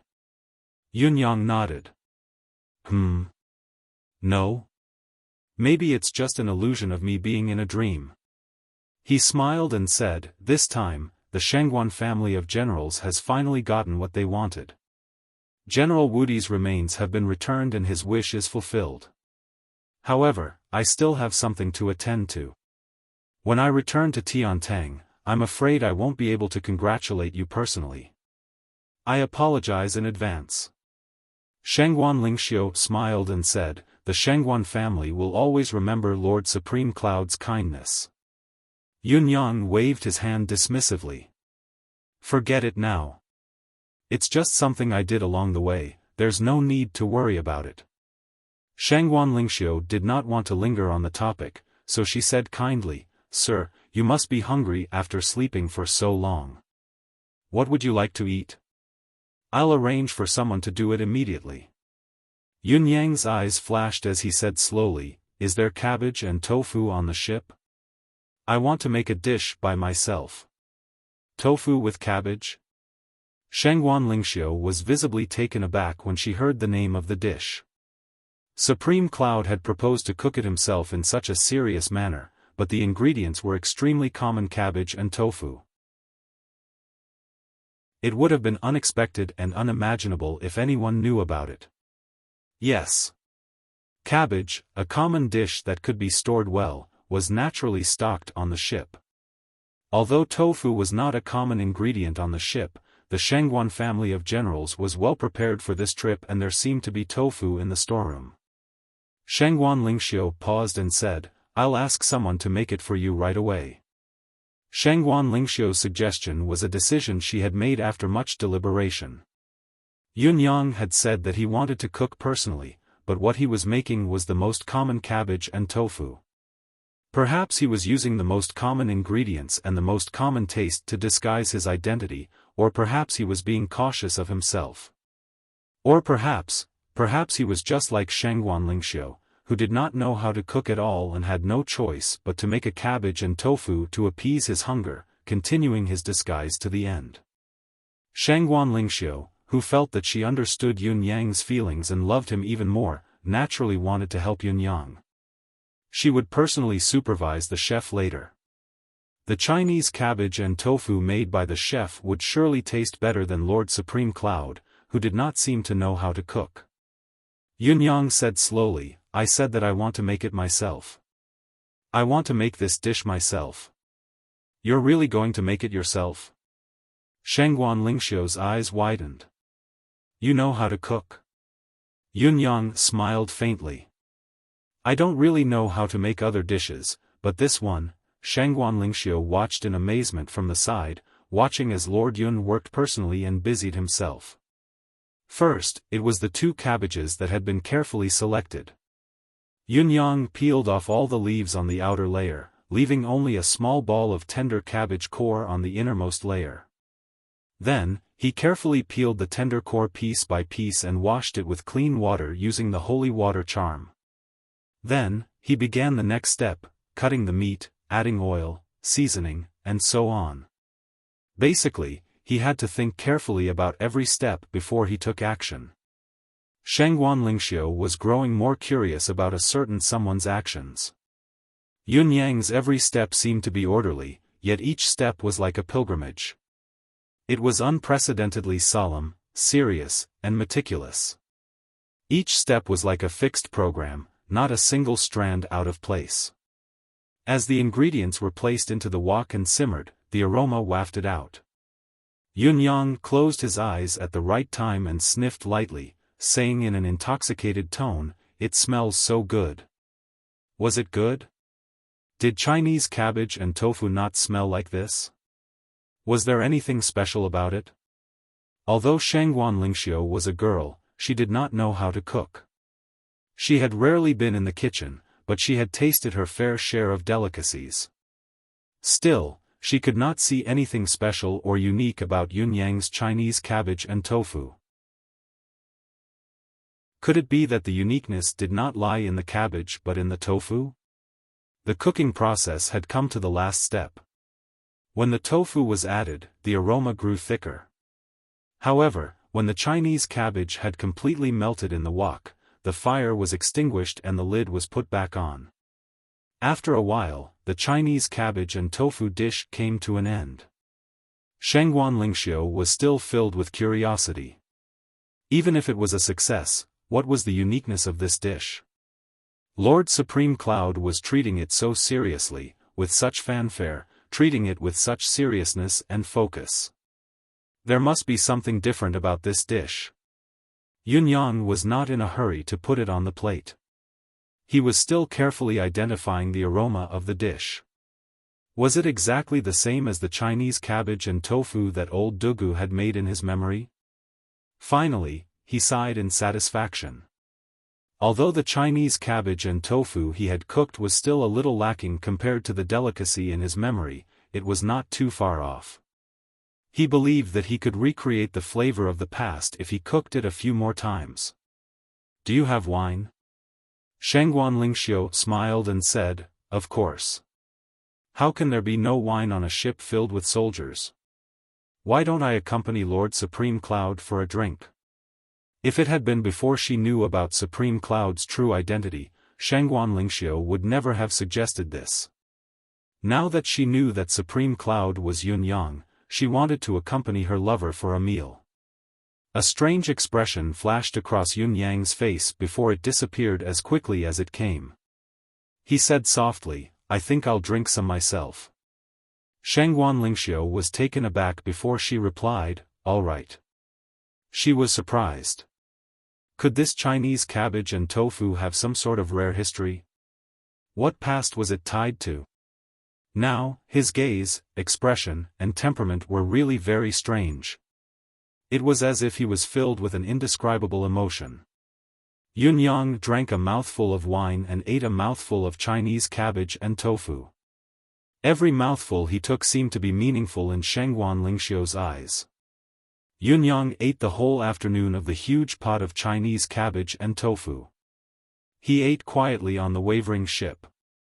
His back was facing Shangguan Lingxiu, a dreamy glint flashing across his eyes from time to time. Just like that, the afternoon passed by quietly. Yun Yang was unusually quiet throughout the meal.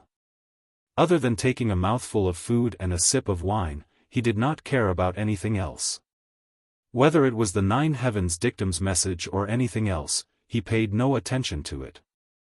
Shangguan Lingxiu felt that he was performing a solemn ritual that did not allow anyone or anything else to interfere. Finally, he was done. Yun Yang exhaled a long breath and said quietly, "Thank you." Shangguan Lingxiu watched him eat the entire afternoon, starving, but she did not feel the passage of time at all. She asked curiously, "Lord Supreme Cloud, this Chinese cabbage and tofu, is there a reason behind it?" Yun Yang wore a forlorn smile and said, "There's no reason. It's just that, this is the most delicious dish I've ever eaten in my life. It's also my favorite dish. That's all. The most delicious dish. His favorite dish. Was that all?" Shangguan Lingxiu made a mental note of it and said seriously, "I'll cook for Lord Supreme Cloud when I'm free next time." Yun Yang smiled. "Sure, I'll be sure to trouble you if there's a chance." He slowly stood up and said, "Time really passes in the blink of an eye. A day has passed just like that. It's really too fast. I have to rush back immediately. Your ship is moving too slowly. I have to go first." Shangguan Lingxiu said sincerely, "Lord Supreme Cloud, take care on your journey."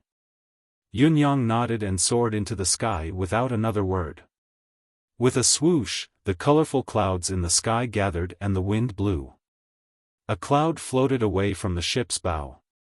"Yutong is at war. Everyone, let us meet again on the battlefield." A howl echoed, but the silhouette in the sky had already disappeared without a trace. The 8,000 warriors below looked up at the same time, feeling an inexplicable sense of excitement. Lord Supreme Cloud was actually on their ship? Had he been traveling with them for so long? Along the way, Yun Yang had sent a few orders to Shui Wuyin. Search for the famous assassin, ace cultivator Ouyang Xiaosha's whereabouts at all costs. Assist Yutong's military in sending messages at all costs. Ensure the smooth flow of military intelligence. Mobilize the people at all costs. Protect my home and protect my homeland. Spread the news that Yutong's Supreme Cloud is already on the battlefield. Shui Wuyin, who had been anticipating the news of a certain someone's return, was rendered speechless. "Big brother, it's not easy for you to send a message back, but there are 3 pieces of information. No matter how I persuade you, you have to do your best, at all costs. Can't you come up with something else? Is your vocabulary that lacking?" Although he understood Yun Yang's feelings, the prefixes of the 3 pieces of information were exactly the same. It was as if they were of equal importance. What kind of statement was that? However, Shui Wuyin was still more capable of self-analysis, analyzing the sequence of the 3 pieces of information on his own. Assisting Yutong's military had to be the top priority no matter what. This was an urgent matter, there could be no obstruction or delay.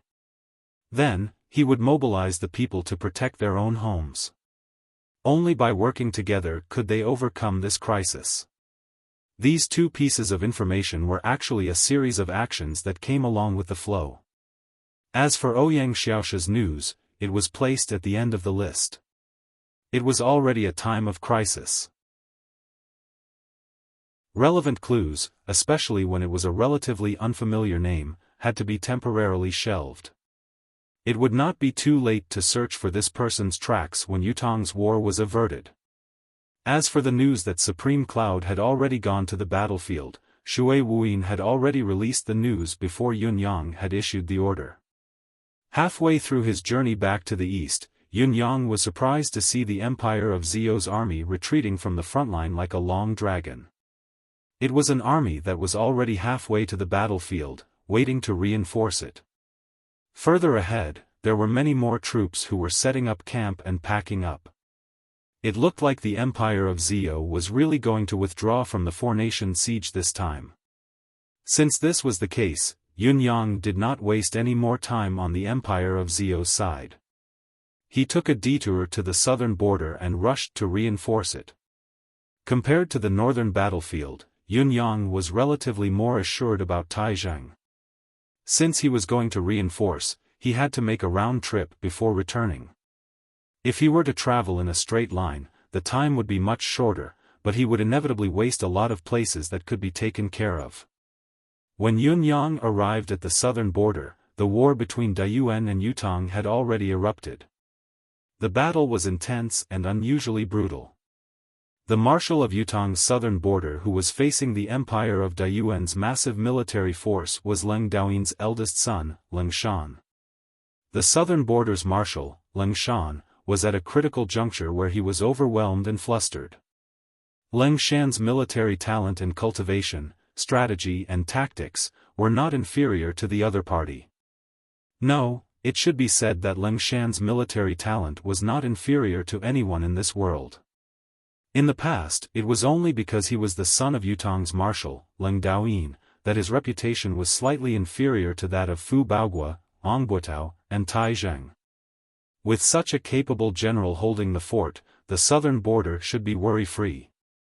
The truth was as it was said. Those who were good at fighting did not have much merit. There were almost no urgent reports from the southern border because of this young Marshal Leng. However, the situation this time was different, completely different. Young Marshal Leng, who could not cook without rice, only had a total of 300,000 soldiers at his disposal. 300,000 soldiers sounded like a lot, but they had to face the empire of Daiyuan's 800,000 soldiers who were attacking from multiple directions. Not only was the situation not optimistic, it was perilous. The disparity in military strength had caused them to be completely suppressed from the start of the battle. First, the 50,000 middle troops were suppressed on the front line, unable to move at all. Once they moved, it would definitely lead to the collapse of one side of the battle line. You could defeat one side, but how would you deal with the other three sides? If any one side was breached, it would be the beginning of a complete defeat. Leng Shan's lips were blistering. Facing the other party's frenzied attack, he could only use all his skills and counter every move that came his way. As for retaliating forcefully, he could not do it for the time being. This battle is completely different from the past. There's only one thing I can guarantee now. Leng Shan faced the group of generals and said coldly, "Before we are all dead, we will not allow the Daiyuan army to take a single step into the southern border. Outside the gates of the country, this is the motto of the soldiers of the southern border, till death do us part." Every general had already written their wills and made arrangements for their deaths. In the face of such a dangerous situation, they no longer had the calmness of the past, because no one had the confidence to leave this battlefield alive. However, everyone had the same thought in their hearts: before I die, I must kill a few more Daiyuan soldiers. Killing only one would be a loss, it would not be worth it. This is my last order. Every soldier of the southern border, even if you have to die, you must kill at least 4 Dayuan soldiers before you die. Leng Shan's voice was cold. If we can do this, then we can still fight for the victory of the southern border, even if we have to perish together with the enemy. Even if we perish together, we swear to not lose the southern border. The soldiers raised their arms and cheered, their eyes filled with the color of blood. In the distance, the sound of a horn once again sounded shrilly. Dayuan's new wave of all-out attack had begun once again. Fight! Leng Shan's face was as hard as steel. This battle may be the last for all of us. It is very likely that the command will not be smooth, so I hereby give my last order. Every unit, fight on your own. Fight to the death. Even if the commanding general dies in battle, the army will not fall into chaos. The deputy general will immediately be promoted to the commanding general. If the deputy general dies in battle, the deputy general will take his place. So on and so forth, rank by rank. My request to all of you is, even if your army is left with only 10 people, you must not fall into chaos. You must not fall. Fight. Fight, fight, fight. Even if we are bathed in blood, we must ensure that the front line does not fall. The generals shouted in unison, their voices extremely fierce. However, just as they turned around and were about to stride out of the commander's tent, an unforeseen event suddenly happened. Whoosh, whoosh, whoosh, the wind around them began to howl inexplicably. Right now, the normal wind was from the south. Yutong's army was in a position where it was against the wind. The first two factors were disadvantageous to them, but now, the southerly wind that had been howling just a moment ago had suddenly turned into a howling northerly wind. That wasn't all. The wind was getting stronger and stronger, as if it was getting stronger and stronger. Even though it was the middle of winter and it was normal for the north wind to blow, such a change in the weather was extremely abnormal. Leng Shan watched as the marshal's flag fluttered abnormally. Suddenly, a thought struck him as he exclaimed in delight, could it be, as if his words had awakened them from their dreams, a strong sense of hope appeared in the eyes of all the generals present. The wind has changed. Could it be that the 9 Supremes Lords have arrived? Just thinking about it made everyone's blood boil and they were indescribably excited. Everyone knew that the most dangerous part of the war was the eastern front line. Han Sanha's army was pressing down on the border. Although Fu Baogua had the geographical advantage, his total military strength was far from the enemy's. The war was dire. Once the eastern front line was breached, the country would be in danger of annihilation. The southern border, on the other hand, was the most stable side in the past. It was also the side that the 9 Supremes had sent the least amount of reinforcements. Therefore, no one had expected the 9 Supremes to appear on the southern border. What was more, there was only one 9 Supremes Lords left now. They could not afford to be distracted at all. Therefore, the generals had not held out much hope for the 9 Supremes' reinforcements. The 9 Supremes Lords should have appeared in the eastern defense. Now, in the midst of life and death and defeat, they were pleasantly surprised to learn that the 9 Supremes had arrived. Leng Shan was the first to sprint out. Standing in the open space, he looked up at the sky. Observing the movements around him, he confirmed it again and again. The northern wind was howling louder and louder, its sound growing more forlorn. Countless tree branches were actually snapped off and flew over from an unknown place, crashing into the Dayuan army on the other side. At the same time, the snow and ice on the ground began to melt bit by bit amidst the howling northern wind. After a while, the Dayuan army suddenly lit up as far as the eye could see. It was as if a single spark had started a prairie fire. After a few dozen breaths, the sparks had already turned into a sea of fire that swept towards the south. Leng Shan could instantly tell that it was Dayuan's army's tents, barracks, and supplies. They were all engulfed by the sea of fire. Amidst the blazing flames, dark clouds once again covered the sky. Amidst the dark clouds, the god of thunder beat the war drum as if he was playing along. Thunder and lightning were about to descend to the mortal world, like a lightning punishment from the heavens, wreaking havoc in the mortal world. It really is the 9 Supremes Lords. Leng Shan was overjoyed at the sight of the natural disasters wreaking havoc in Dayuan's base. He raised his arms and shouted, "Change of strategy. Attack with all troops, counterattack with all our might.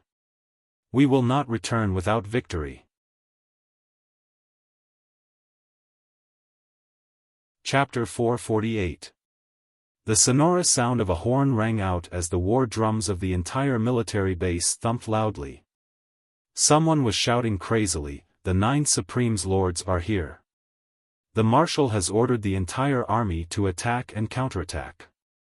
We will not return until we win. Attack! Attack!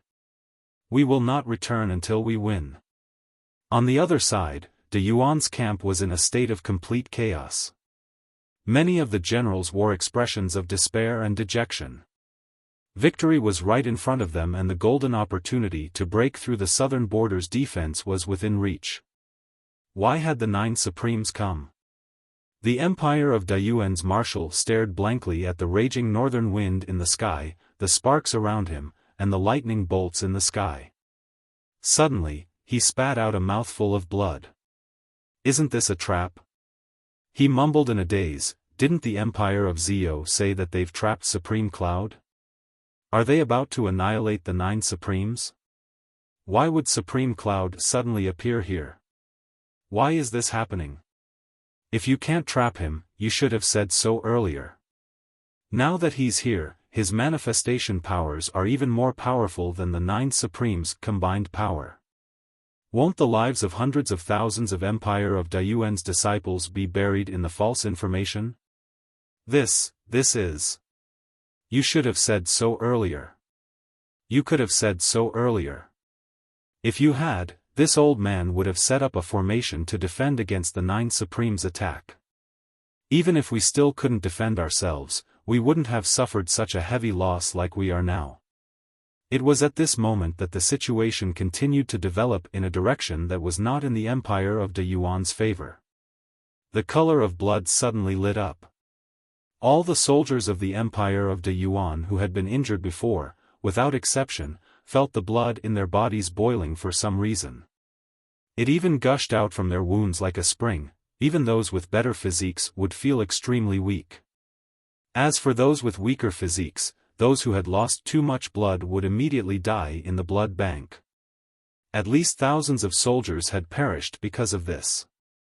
As the northern wind continued to howl, the fire that rose from Dayuan's base grew more and more unstoppable. It soared into the sky and spread towards the south. Behind them, Yutong's army seemed to be aided by God as they charged forward energetically, their morale soaring to an unprecedented level. Just as Yutong's army charged forward and their fighting spirit was at its peak, the northern wind surged once more. As a result, the Dayuan army, who was in a disadvantageous position, did not even have the chance to engage in battle. They were already blown so hard by the northern wind that they could not even open their eyes. How could they possibly defend themselves against the attacks of the snow-white blades? Great spears and long swords flashed with a cold glint, and wherever they passed, blood splattered everywhere. In a single breath, the boundless sea of fire spread out for almost 1,000 miles. Faced with the attacks of the countless anomalies, the combat power of the Dayuan army was reduced to a freezing point. As a matter of fact, the number of casualties among the Dayuan army was not that high. At the very least, compared to the total number of soldiers in the army of 800,000, the number of casualties was far from enough to cause the entire army to collapse. In spite of this, the sudden appearance of the power of heaven and earth, the power of nature, and the name of the 9 Supremes made Dayuan's army lose the will to fight. Almost from the very beginning, the process of defeat had begun. The northern wind blew strongly, the flames filled the sky, thunder and lightning intersected, and the color of blood filled the sky. In the following 2 days and 2 nights, Yuan's army could only be in a state of collapse, a state of utter defeat. When Yuan's army could finally reorganize their military forces, they were shocked to realize that they had already retreated more than 800 miles away. "Don't move, reorganize everyone. We have lost this battle. Yutong's morale is high. We must be wary of the enemy's pursuit. Be careful." Yutong's side was filled with thunderous cheers. Everyone was so excited that their chests felt like they were about to explode. Everyone had thought that they were going to die for their country in this battle, but who would have thought that the 9 Supremes would suddenly arrive and turn their obvious defeat into a great victory? Leng Shan stood at the highest point of the military camp and shouted, "Lord Supreme Wind, Leng Shan and all my brothers, thank you for your help.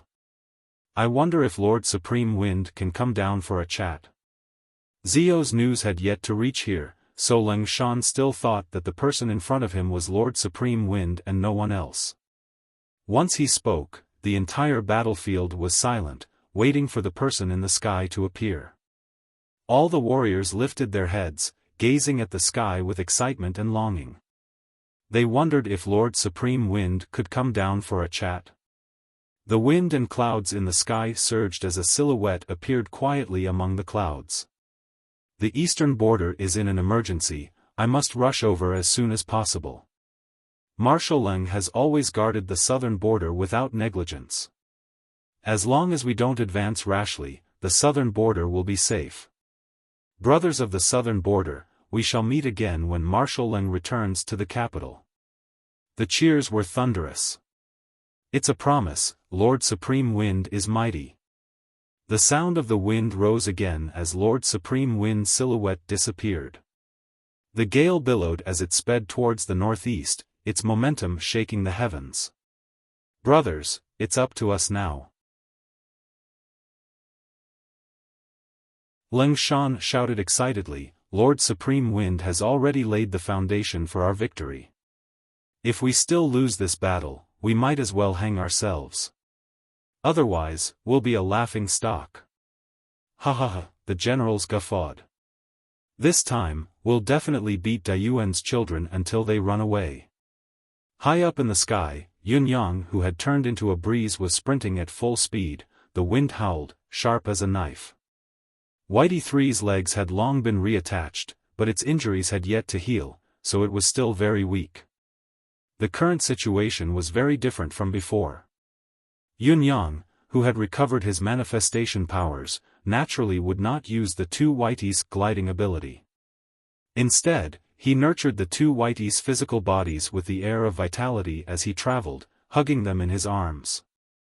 The southern border's war was unexpectedly smooth. The crisis of the southern border had been resolved with just one battle. There were no other worries, so of course, Yun Yang was happy. To be fair, Yun Yang had not expected the matter to be resolved so easily. Yuan's army had actually formed a 10-sided cylindrical formation that relied purely on their advantage in military strength, allowing Yun Yang's power of wind and fire to be put to good use. With such a change in the situation, Yuan must have already known that Supreme Cloud is trapped in Zio. That's why the generals have launched such an unbridled attack. Other than Supreme Cloud's inability to come to help, it's also because young Marshal Leng's defensive prowess is renowned in the world. To break through his defense in the shortest time possible, it's indeed best to use such an advantageous military force to seal off all 4 sides and attack without regard for the cost. However, my sudden arrival has changed the situation, leading to this unexpected yet reasonable defeat. Does this mean that Zio has helped me? Yun Yang was rather amused by the thought. Yun Yang's speculation was basically in line with the truth. This was the only reason that could explain Yuan's marshal, who had led troops for his entire life, making such a foolish arrangement. Of course, there was also the fact that Yun Yang's manifestation powers had improved tremendously. In the past, even when there were 9 Supremes reinforcements, there would not be more than 4 or more of the 9 Supremes gathered on one side. Now, however, Yun-yang himself was equivalent to 6 of the 9 Supremes, and his manifestation powers had far surpassed the power that Supreme Wind, Flame, and the others could unleash. The combination of his manifestation powers had greatly surpassed the previous 9 Supremes' immense power. It was also the key to turning the tide of this war around. Although we've won this war, it's still a fact that Yutong's national strength is gradually weakening. Yun-yang was worried. The southern border is the side that Yutong has suffered the least casualties throughout the years. That's why there are 300,000 soldiers. However, other than these 300,000 southern border troops, the other reinforcements, including those who are still on the way, don't exceed 100,000 men. It's really difficult to help the overall situation. The country is at a critical juncture. The moment of survival has finally arrived. Now, only the eastern defense can be stabilized and Han Sanhe's troops will be defeated. Yutong will then have at least 5 years of recuperation. Yun-yang's gaze turned even colder as he made up his mind. Amidst the raging wind and clouds, he sped up. However, just as Yun-yang was moving at his maximum speed, an inexplicable sense of danger rose from the bottom of his heart. Yun-yang stopped abruptly. In the next moment, the cloud manifestation that was riding on the wind dispersed abruptly, turning into wisps of cool breeze. Although the cloud manifestation had form but no substance, it was still tangible and traceable. It was not as good as the wind manifestation, which had truly blended into heaven and earth and could not be seen by the naked eye. Yun-yang had long been prepared for the enemy's ambush. The reason was very simple. It was because the journey back home had been too smooth, so smooth that it was unexpected and even unreasonable. In fact, Yun-yang had been waiting ever since he had left Zilong City. His sudden attack in Zilong City could be said to have been an abrupt change. The Four Seasons Tower's Mr. Nyen might not have been able to make it in time due to the unexpected turn of events. This was still within reason and understandable. However, when he had gone on a killing spree and charged out of Zilong City for a few days, there was still no movement. This was not normal. In the eyes of an ordinary person, this was a long distance that would require half a year's journey, but for a peerless cultivator like Mr. Nyen, who possessed earth-shattering skills, it would not take long. He had been racing to the southern border and had fought the war, but the other party had yet to appear. There must be something fishy about this. Therefore, he was on high alert. It was not a surprise that a threat had arrived. It could only be summed up in 4 words: he had indeed come. That was all. Yun-yang dared not be negligent. He retracted his cloud manifestation and turned into a breeze, concealing himself completely. Only then did he carefully examine his surroundings. Beneath him was a forest that stretched on endlessly. Snow fluttered in the air, blanketing the area in silver. The forest rose and fell, stretching on endlessly. There did not seem to be anything out of the ordinary that he could see. In spite of this, the sense of danger in Yun-yang's heart did not diminish. Instead, it grew stronger. The whistling wind stopped as Yun-yang stared ahead, deep in thought. If there was danger, the source of the danger must be in the space in front of him. However, there was nothing out of the ordinary in this space.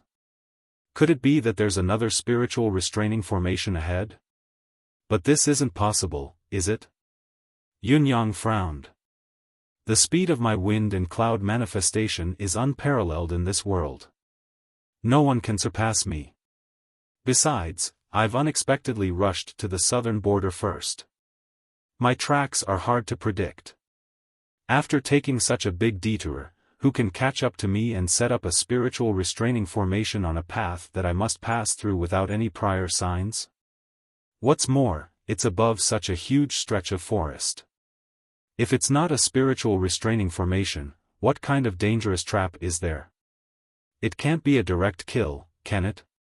With my current ability and cultivation base, as long as my manifestation powers aren't sealed, even if Mr. Nyen were to attack me personally, he might not be able to do anything to me. Yun Yang pondered. Speaking from the bottom of his heart, Yun Yang had always been extremely confident in his manifestation powers. However, when he had caught a glimpse of Mr. Nian's technique against Lei Dongtian from afar, it was truly breathtaking. He was 30% fearful, 30% and 40% surprised by its unfathomable prowess. It was at this moment that a sharp sword energy suddenly soared into the sky, coming straight for him. Yun Yang did not even have the time to sense where the sword energy had come from. The moment he realized it, the sword chi had already covered the sky and the earth, and the surprise attack had already arrived. The sword energy whistled as the abundant sword energy crushed everything within the space where Yun Yang was. Even the shapeless wind and the shapeless clouds were torn apart. Even though Yun Yang had already turned into a breeze, he could not help but grunt. The power of this sneak attack was actually able to harm the wind and clouds? Yun Yang's manifestation could clearly feel that he had been injured amidst this wave of sword light and sword waves. Furthermore, this kind of sword chi had a very strange, or perhaps it could be said to have a very strange power. It was as if it had an inexplicable control over the spiritual energy of heaven and earth. To be more precise, it was a vague tendency to engulf it. It was only at this moment that Yun Yang was truly shocked. What cultivation method was this? How could it possess such an unfathomable power? How could there be such a sword energy in this world? Not only could it engulf spiritual chi, it could even produce an engulfing effect on his manifested form of wind and cloud. Even when he had completely turned into a breeze, he was still vaguely pulled by it. Amidst the shock, Yun Yang scrutinized it carefully and was even more shocked to realize that the strange sword energy was not only engulfing spiritual chi and interfering with the manifestation of wind and cloud, it could also cause considerable damage to his soul. Yun Yang had never encountered such a thing before. After the sword light flashed, it disappeared without a trace. Yun Yang had used all his deific consciousness, but he still did not see how the sword light had disappeared. It was obvious that the other party's art of sword manipulation had reached the pinnacle of swordsmanship, the acme of perfection.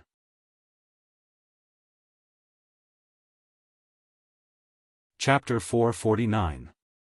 Yun Yang inched forward as carefully as he could, trying his best to conform to the nature of the breeze that he was currently in. His body and mind were fully immersed in the nature of heaven and earth, drifting forward as gently as he could. Anyone or anything that came into contact with Yun Yang at such a close or even negative distance would not feel anything out of the ordinary. The breeze that brushed past could be felt but left no trace. That was how it should be. Therefore, Yun Yang thought that he should be in a state of divine distance. Then, there was no more movement below and the other party was nowhere to be seen. It was not as thorough as Yun Yang.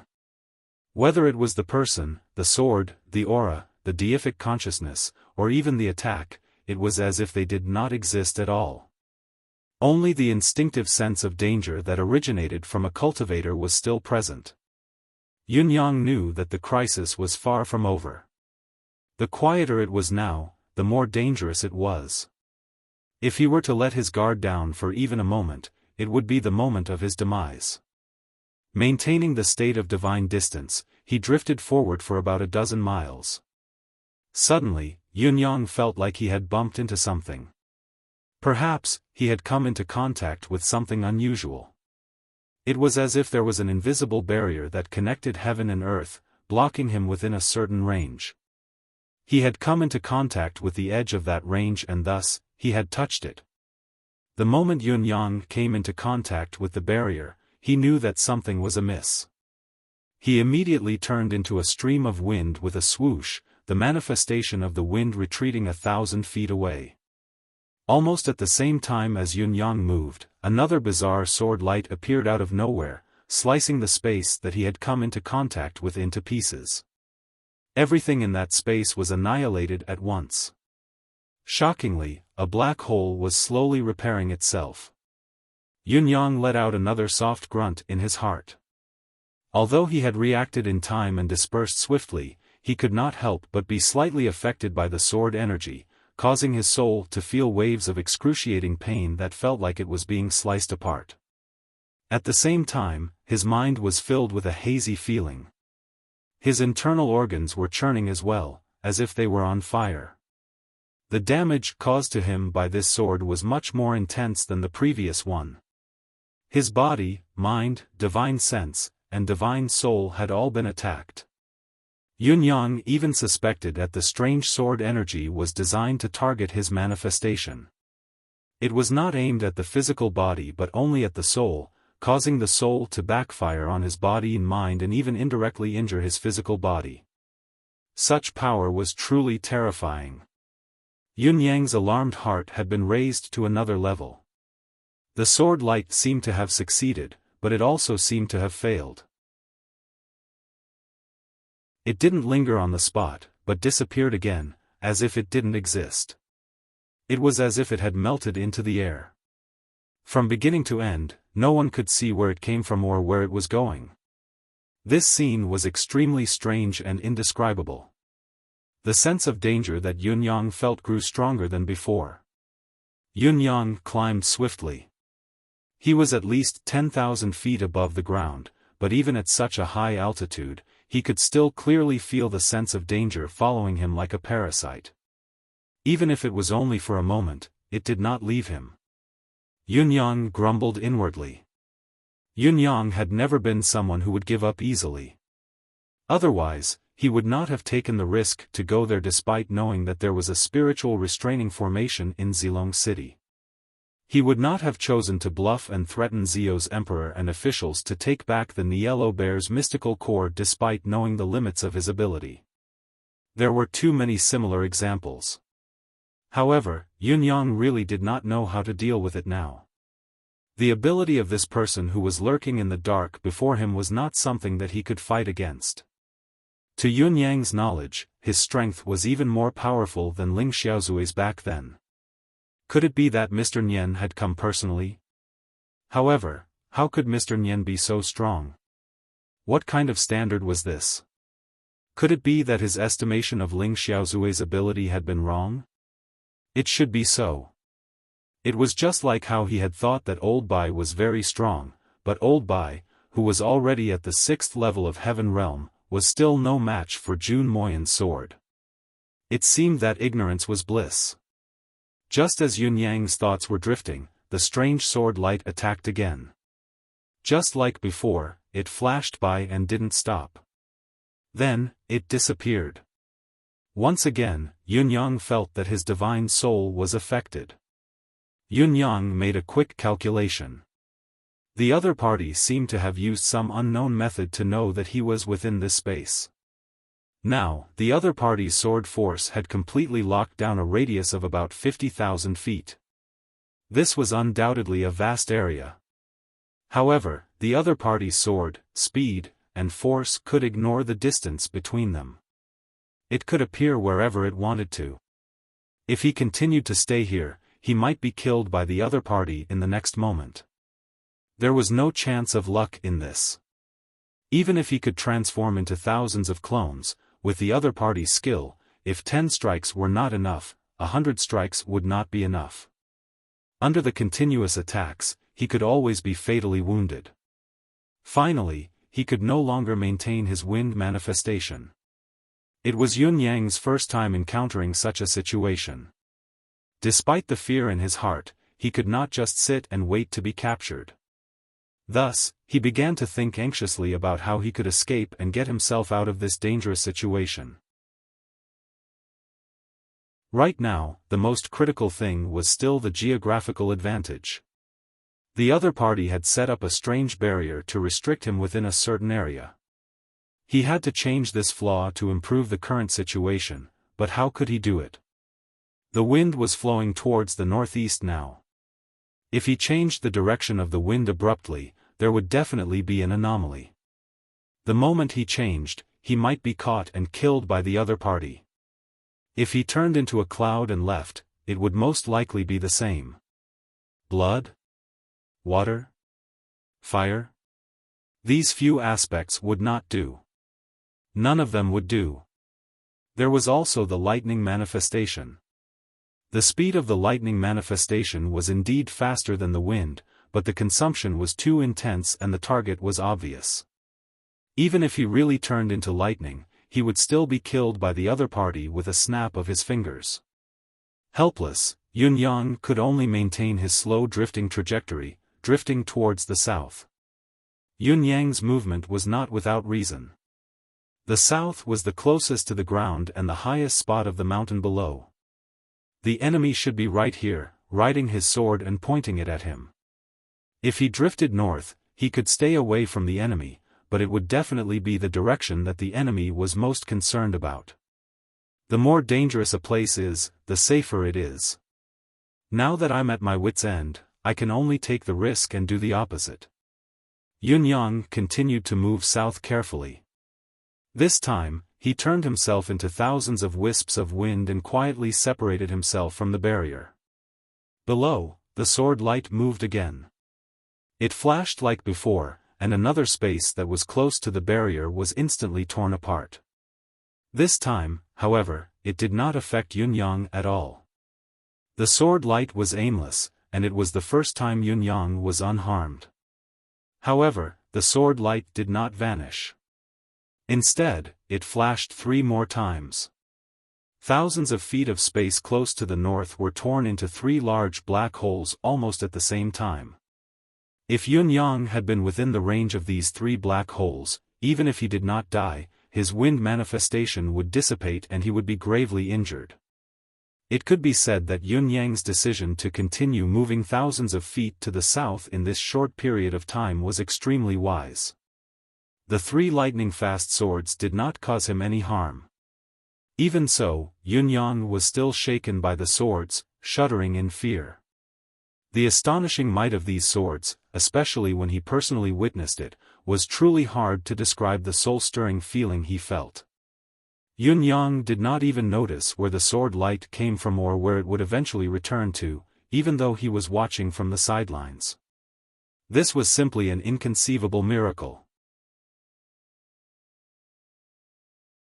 With Yun-yang's current cultivation base and the standard of ascending to the heaven realm, although he was still not considered top-notch, the average 10th perfection grandmaster was no longer a match for a single strike of his saber.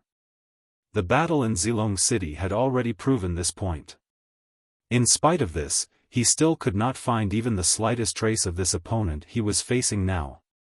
If Yun-yang's wind manifestation were to be broken, he would probably be dismembered and die in the next instant.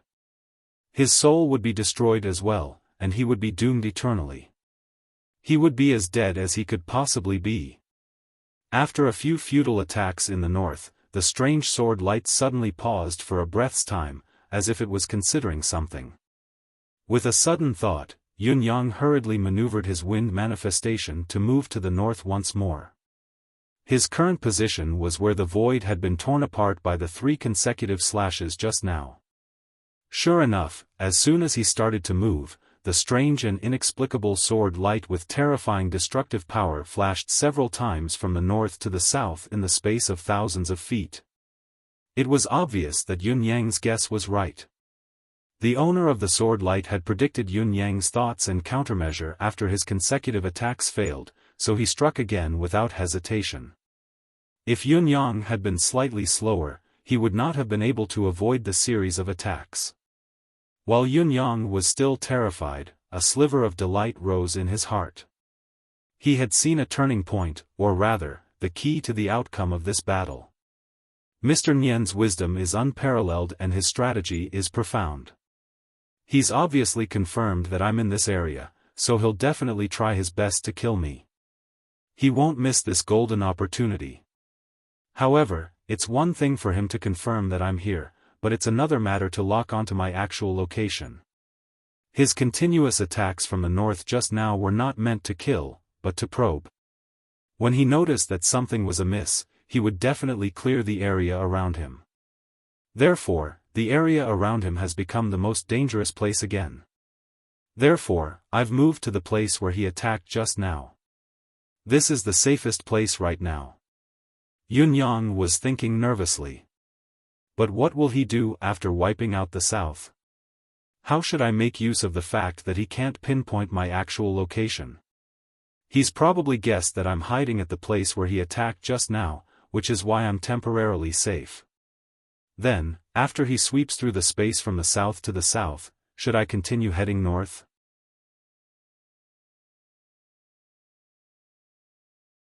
Chapter 450. Yun Yang's thoughts spun rapidly. He's already gone from the south to the north, but he didn't find anything. He won't make the same mistake again. He'll only sweep the south again later. Therefore, the place he's swept through isn't safe anymore. I can't stay here anymore. Yun Yang steeled his heart, his wind manifestation continued to head north. The sword light flashed once more in the south, flashing a dozen times before it stopped. Yun Yang had already traveled almost 10,000 feet away. Seeing that the other party's attack had stopped, Yun Yang slowed down his movements as well. Looking from afar, the strange sword light continued to wreak havoc just as the movement in the south stopped. The time interval is too short. Mr. Nian is still suspicious of the other side. He's intelligent and adaptable. Yun Yang sighed subconsciously. The current situation was that Yun Yang had a chance to escape. As long as he could get 50,000 feet away from Mr. Nian's sword energy, Yun Yang would be able to escape unscathed. In spite of this, he would never be able to get out of this 50,000 feet radius of sword light in such a short period of time. As long as there was a mistake in judgment, or even if Mr. Nian had hit him by chance, the situation would take a turn for the worse. As for Mr. Nian, after sweeping the south for the second time, he changed the direction of his attack again.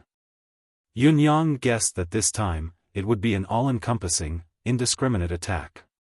There was only one relatively safe place for such a move, the south that Mr. Nian had just swept through twice.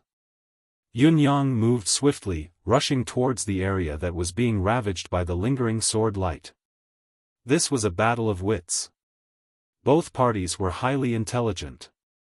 The only difference was that if Mr. Nian had guessed wrongly, Yun Yang would have a chance to escape. Still, it was only a chance.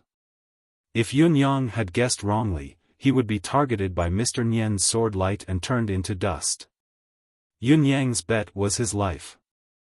He was betting with his very life.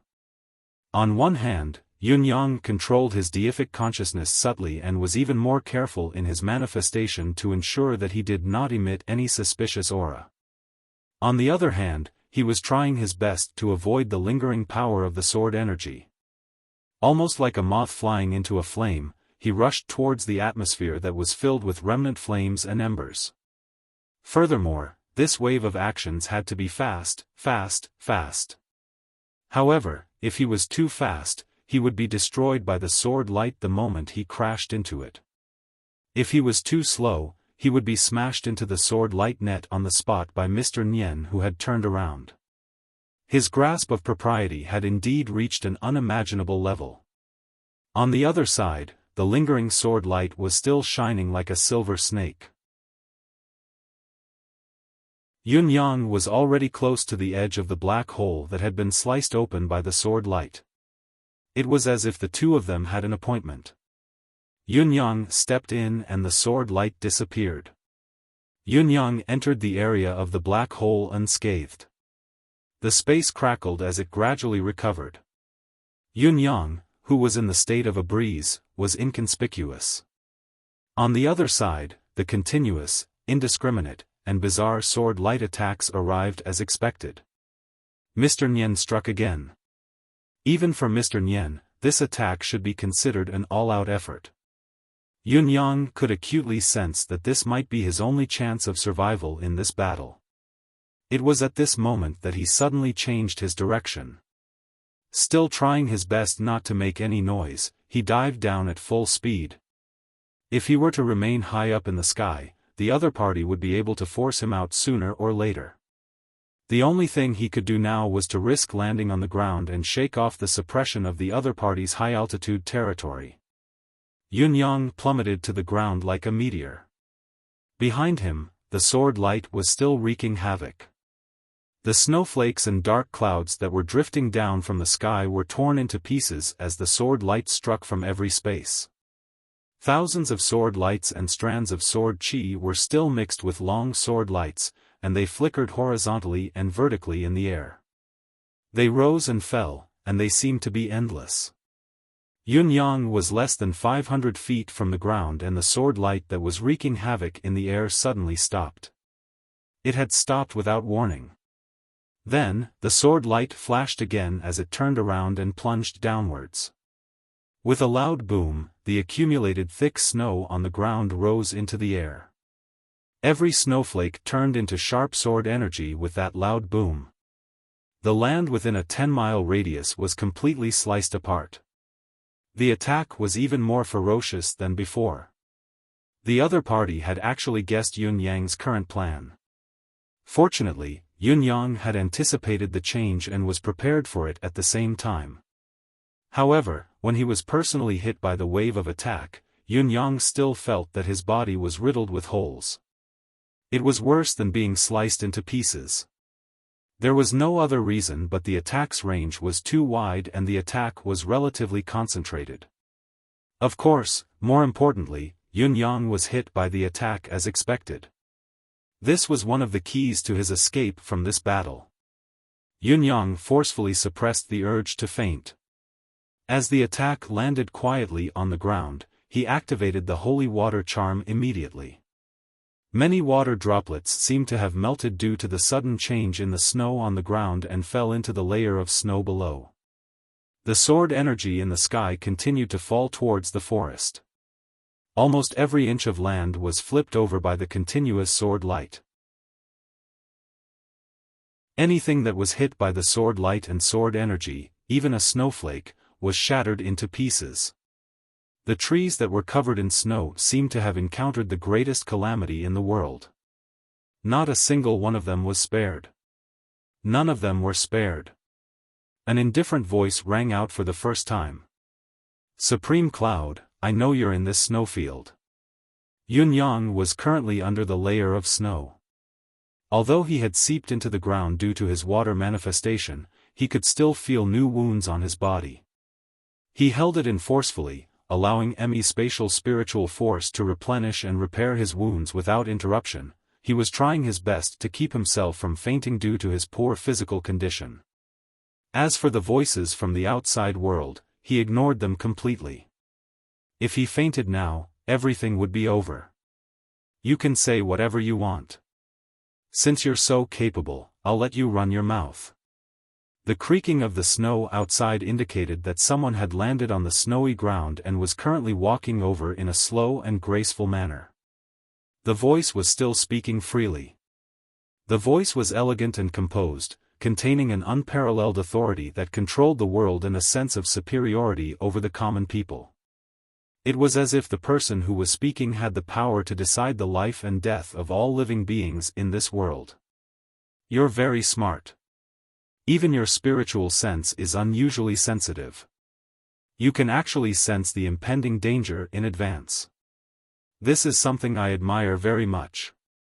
As the person spoke, there were still countless sword energy hissing out. Like Yun-yang had predicted, he could not pinpoint Yun-yang's exact location after his manifestation, but his attack range still encompassed Yun-yang.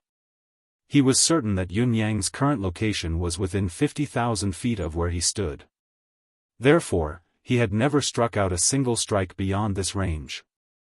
It was as if he was certain that this supreme cloud must be within the boundary he had drawn. That elegant voice continued to ring out, like two old friends chatting. "Such spiritual sense is very precious. In my life, I've seen people with such spiritual sense. If they were martial artists, they would be unparalleled experts. If they were in the military, they would be peerless marshals. If they were in the bureaucracy, they would be famous officials. Such spiritual sense is the most precious gift God has given to mankind. It's irreplaceable. Actually, everyone basically has this kind of spiritual sense. They're born with it. However, looking at the entire world, those who can use this spiritual sense flexibly are definitely not more than 100 people since the beginning of time. As for today's world, they are as rare as phoenix feathers and unicorn horns. As for your second strength, it's intelligence. I've rarely seen a young man as intelligent, resourceful, scheming, and shrewd as you. You've done very well indeed. The sword light hissed, having intelligence doesn't equate to being resourceful, having intelligence and resourcefulness doesn't equate to being resourceful. Those who have all three may not necessarily be shrewd and scheming, but you have all of these. The Nine Supremes think tank lives up to his reputation. It's commendable that you could capture my people one by one and kill them one by one when you were still weak. However, what I value more is that you've ensured not to expose your true identity throughout the series of actions. Even I have to admit that I admire you for this. If I were in your shoes, I might not have the confidence to do what you've done. You're Supreme Cloud, the Nine Supremes think tank, but you've disguised yourself as Supreme Wind and Supreme Flame, reinvigorating your reputation with wind and fire. You've even hidden your true self in the mist, forsaking your name and disregarding your reputation. This alone isn't something that anyone can do. However, this isn't what I admire the most about you. Just now, we only had a short exchange of blows. Although you didn't see me and I didn't see you, you had an accurate grasp of my mentality. You've been avoiding my blind spots, walking the line between life and death. Not only that, you could even make use of my blind spots to find an opportunity for yourself to escape. The gap between our cultivation bases is as wide as heaven and earth, but you could predict my every step and come to this. How rare. How rare indeed. Supreme Cloud, you're truly a genius. The elegant voice outside sighed, as if it was filled with pity for the Supreme Cloud it spoke of. In spite of this, the hissing sound of sword energy had never stopped throughout his long speech. During this period of time, Yun-yang felt that he had been brushed past by the sword energy at least a dozen times. Yes, it had merely brushed past, but it had already caused more severe damage to Yun-yang. The sword energy's point of origin was his soul. The excruciating pain that came from the soul went straight to the depths of his consciousness. It was more excruciating than an ordinary physical injury, so excruciating that it could not be any more agonizing. If I had a choice, I'd prefer to take you in as my assistant and not kill you. The voice outside sighed in melancholy. It's a pity that I have to kill you. Our standpoints are completely different, creating a deadlock. I wonder if you want to know why I must kill the Nine Supremes? Yun-yang's heart almost stopped beating when the question was tossed out. He almost blurted it out and questioned the person face to face. Because this was the biggest mystery in his heart. However, he dared not react at all now. The voice outside continued, the Nine Supremes and I have no enmity in the past or in the present.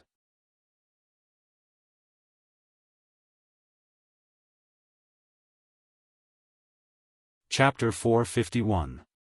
Yun-yang hid under the snow, suppressing his emotions again and again, reminding himself over and over again. Mr. Nian. The person outside is indeed Mr. Nian. The person outside is the biggest enemy of my life. No matter what, I have to get through this. I have to survive this battle. I have to hold on until the moment I kill him. Otherwise, I won't be able to rest in peace. Not only will I not be able to rest in peace, but my brothers and my family will die with them as well. If I'm finished and give up, how can this boundless debt of blood and hatred be resolved? No matter how much he angers me, no matter how he provokes me, I have to get through this. I have to get through this. I can't die. I can't die. Yun-yang told himself over and over again. Slowly, his emotions calmed down again. Mr. Nian, who was outside, did not know that the psychological attack that he thought would work had instead become the source of Yun-yang's composure. This was the so-called self-destruction of one's own actions. The wisdom of a wise man might not always be what he thought. Sometimes, it would produce the opposite effect. Therefore, the application of wisdom was extremely subtle indeed. It depended on one's heart and did not allow for other thoughts. His elegant voice continued to ring, the content of his words growing more vicious as he spoke. It was no longer a part of his so-called elegance.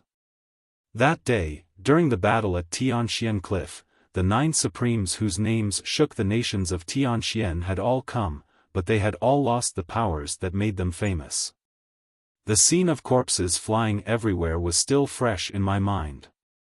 Until now, I still remember that Supreme Earth, the leader of the 9 supremes, had disintegrated instantly under a single palm strike. Even his head seemed to have been split into 7 or 8 pieces. Supreme Earth is worthy of being Supreme Earth, turning his life into soil in the end. I wonder if he can still live. Even if he dies, it's a worthy death. Ashes to ashes, dust to dust. Of course, Supreme Earth wants to perish in the earth. Yunyang felt his heart wrenching violently, the pain indescribable. It was a suffocating pain, an extreme agony that could not be described with words. Yet, he had to endure it. He had to endure it with all his might. No matter how painful it was, no matter how unbearable it was, he had to persevere. I can't be angry. I cannot be impulsive. He's forcing me to go out by saying that. He's so concerned about my life and death. It must be because the 9 supremes have the power to shake him. I must not be impulsive, I must wait for the future, but I really want to rush out now and fight to the death. No one knew, and no one could understand, how painful and unbearable this kind of endurance was. It was as if his body, soul, and mind were being cut into pieces over and over again, but he still had to maintain his ice-cold composure. The voice from outside was still like a demonic voice that penetrated his brain. The voice laughed weirdly. Does it hurt? Do you feel so much pain that you want to die? Do you feel like you're about to collapse? He really wanted to fight with his life on the line. Wouldn't it be 10,000 times better than this? That's the happiest, the proudest work of my life. When the other 9 supremes saw that Supreme Earth was dead, he actually went berserk. He charged forward without any form of defense.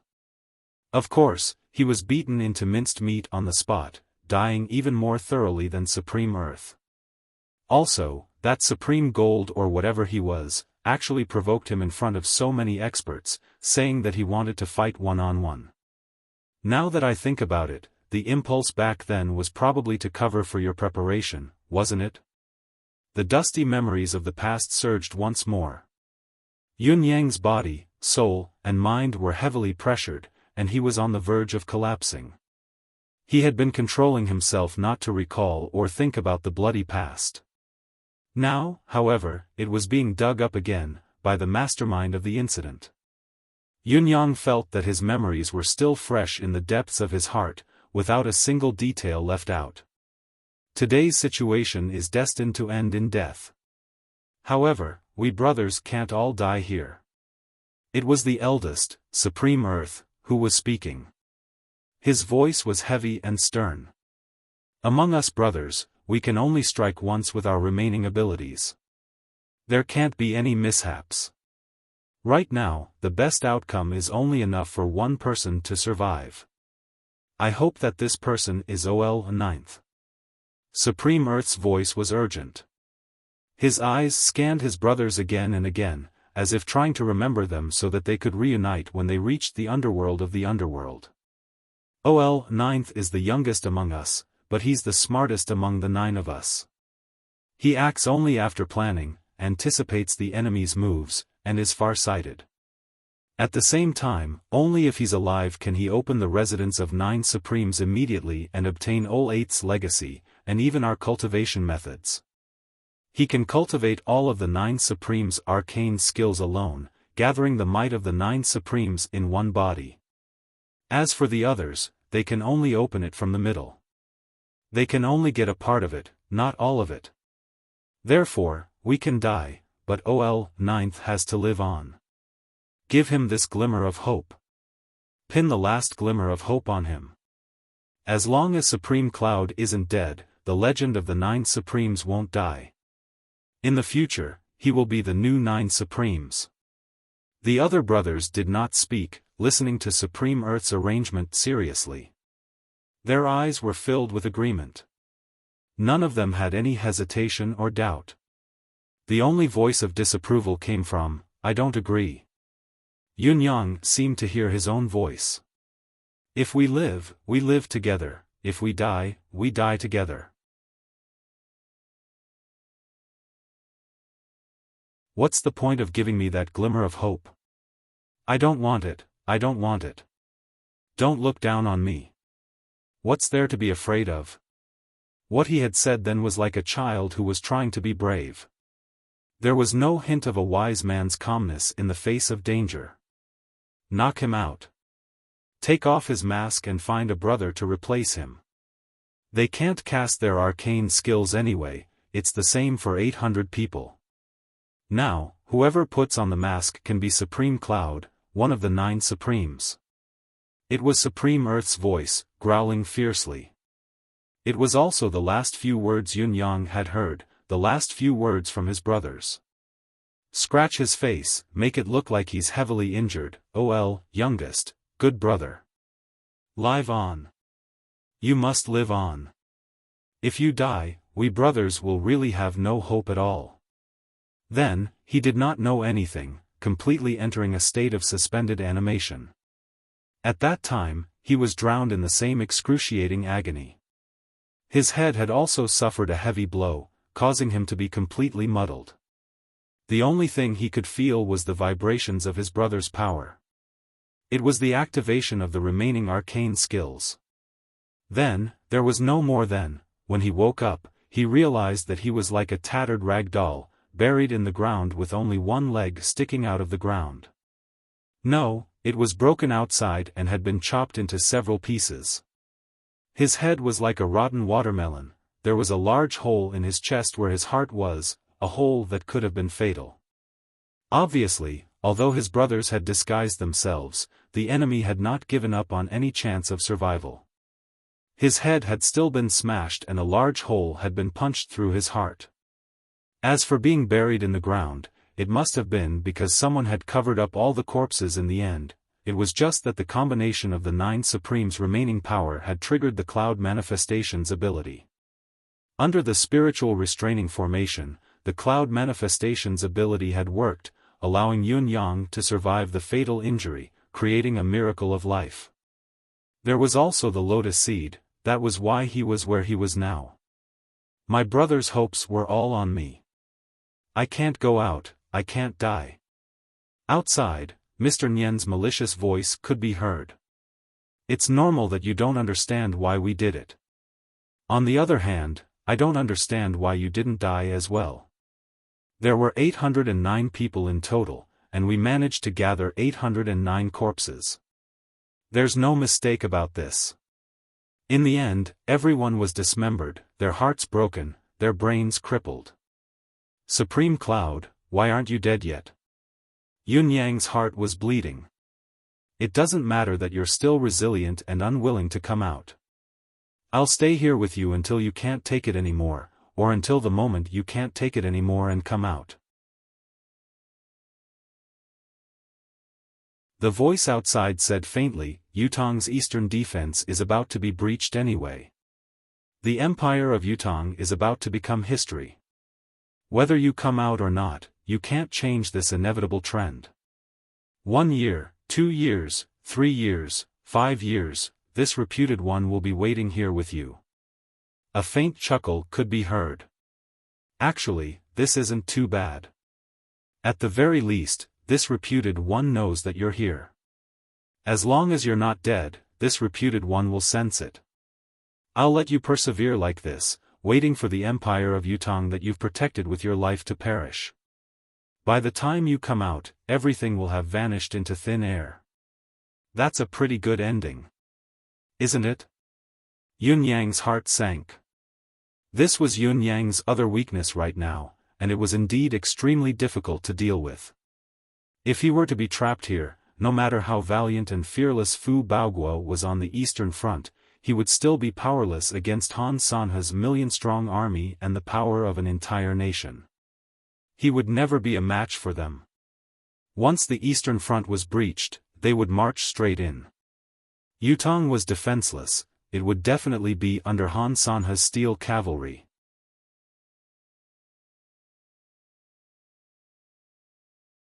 Chapter 452. Yun Yang was indeed anxious about the current situation, but there was nothing he could do. Facing such a terrifying enemy, whether he could stay alive and ensure that he would not be found and killed was already more difficult than ascending to heaven. There was no need to even think about escaping or winning the battle. Those were already far-fetched dreams. However, how should he deal with the current situation? Of course, we won't bear the great karma of a dynasty's rise and fall, but trapping you here is enough to seal this karma. It was still Mr. Nian's voice, but this time, he was guffawing into the sky, high-spirited as if everything was within his grasp. The truth was that everything was within his grasp. Yun Yang could only endure it without moving, endure it forever, until his energy was depleted and he could no longer hold it in. There was no way to resolve the current situation. Despite his anxiety, Yun Yang's heart was about to explode, but there was nothing he could do. The Eastern Battlefield. The army that Han Sanhe had deployed stretched dozens of miles. Wherever it passed, it was like a black torrent that devoured everything. The empire of Dongxuan's main force was moving at a slow pace. All the water sources along the way were under their control, without the slightest mistake. All the land near the battlefield had been plowed to ensure that all the trees and plants within sight had been cleared. Some of the steep peaks were even flattened by the ace cultivators Han Sanhe had sent. Dongxuan's military base was arranged into a huge fan shape. It was concave in the middle. Dongxuan's army maintained this formation and continued to advance. All the air vents along the way had been widened. Although the four empires had worked together to trap Supreme Cloud in Zio, Han Sanhe would never let his guard down like De Yuan's marshal. The formation that he had set up now was a special formation that specifically targeted and guarded against the 9 supremes. Be it wind, cloud, thunder, lightning, water, or fire, you can forget about opening an opening here. If you're already trapped in Zio, that's great. However, if you're not, you won't have a place to strike even if you come to this battlefield. At the very least, if you want to directly cause great losses like before, it's absolutely impossible. On the main battlefield, there were only 200,000 men from Zhangge troop who had arrived to fight Fu Baoguo head-on. Both sides advanced and retreated. They had been in a stalemate for a long time. Fu Baoguo's face remained calm and composed, calm and capable, unmoving like a mountain. Every day, he would find a certain time to gather his generals and joke around. He looked extremely relaxed and carefree, as if he did not care about his opponent or the battle at all. However, when he was alone, his face would immediately turn into a frown, and he would be deeply worried. The Dongxian Warsong army they were facing now was merely the vanguard. The real test was yet to come. However, the current situation was like a raging fire, abnormally intense. The military camp that Zhangge troop belonged to had never entered the main battlefield, only sending out a small force to harass the enemy each day. Every few days, they would send out a large army to attack, but they would retreat after a period of intense battle, never lingering to fight. Fu Baoguo knew that Zhangge was only exhausting his combat power bit by bit, turning himself into an army that was weary from the prolonged battle to create favorable conditions for Han Sanhe's army to arrive. However, it was one thing to understand, there was nothing he could do about it. He could only react passively and passively achieve the enemy's goal. Han Sanhe had yet to arrive at the main battlefield. Along the way, he had used every method that he should and should not have used to defend against the Nine Supremes' ambush. As for Fu Baogua, he had also adopted the strategy of fortifying the walls and clearing the field. The mountains on the left and right of the Fortress of Resilience had been cleared by Fu Baogua. Even the rocks had been moved into the Fortress of Resilience to be used for war. The few mountains nearby had been destroyed as well. The trees in the forest further away had not been cleared, but Fu Baogua's army had turned them into sharp tree stumps that were half a man's height. Countless traps had been set up to cover the entire mountain range, ensuring that the mountains would not become Dongxuan's supporting force. Fu Baogua had set up no less than 100,000 traps within thousands of miles. Basically, the entire ground, including the forest, had turned into a beehive. Yutong's eastern front faced the empire of Dongxian. The empire's national power was the greatest in the world, and they had the continent's top general, Han Sanhe, as their marshal. Therefore, the Eastern Front had always been Yutong's most deployed military force. Currently, both sides of the battlefield were heavily guarded. Yutong's 350,000 men had been arranged into a swallow-wing defensive formation by Fu Baogua. From top to bottom, front to back, left to right, they were guarded like a steel bucket, impenetrable and unassailable. However, such a formation and arrangement could only be used under normal circumstances, or perhaps most circumstances. Once Han Sanhe's main force arrived, they would only need to engage in battle to destroy most of their traps. Every day that Han Sanhe's main force arrived at the main battlefield, there would be reinforcements from the Empire of Yutong. There were those sent by the Empire of Yutong, those who came on their own accord. Martial artists from the martial world came to help, and there were even groups of sects who came to help. All in all, there was an endless stream of reinforcements. Every day, the number of reinforcements would increase by tens of thousands. Even so, Fu Baogua had never felt truly relaxed. Martial artists who were skilled in martial arts had individual combat power that far surpassed ordinary soldiers, but once they entered the battlefield, their effectiveness might not be as great. The most important thing on the battlefield had always been discipline. It was cooperation. It was not individual heroism, it was one man's recklessness. These reinforcements had to go through a certain level of training before they could enter the battlefield. Otherwise, not only would their assistance be useless, it might even cause the opposite effect. Relatively speaking, it was the sects who could use them without worry. After all, there was discipline in the sects, there was teamwork and tacit understanding between them. In spite of this, they still could not blend into the military formation and be used as regular soldiers. Just a simple command and strict execution of orders was something that these reinforcements could never achieve. Looking afar from the Fortress of Resilience, dust billowed into the sky from the east, banners blotting out the sun. From Dongxuan's direction, another troop had arrived at the Fortress of Resilience. Fu Baogua's frown deepened. With a glance, he could easily tell that the other party had sent another 200,000 soldiers. In spite of this, Han Sanhe's main force was still at the back, advancing slowly and unhurriedly.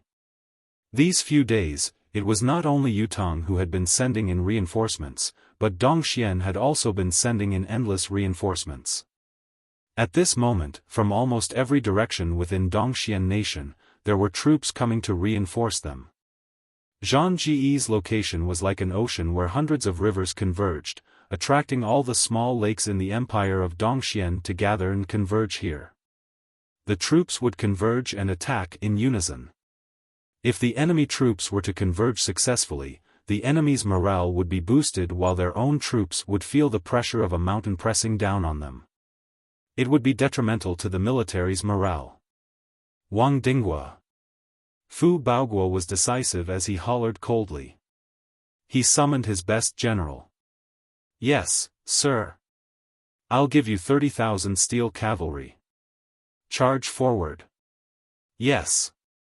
The enemy's reinforcements have just arrived and their morale is at its peak. We must destroy this morale. Fu Baogua's eyes were gleaming as his voice was chilling. I'll give you 30,000 steel cavalry for this battle to be a complete victory, but on top of that, I have a request. You have to bring back at least 25,000 men after the assault. This lowly general, as long as one person is missing, you'll be punished according to military law. Fu Baogua snorted coldly. The current situation is disadvantageous to us.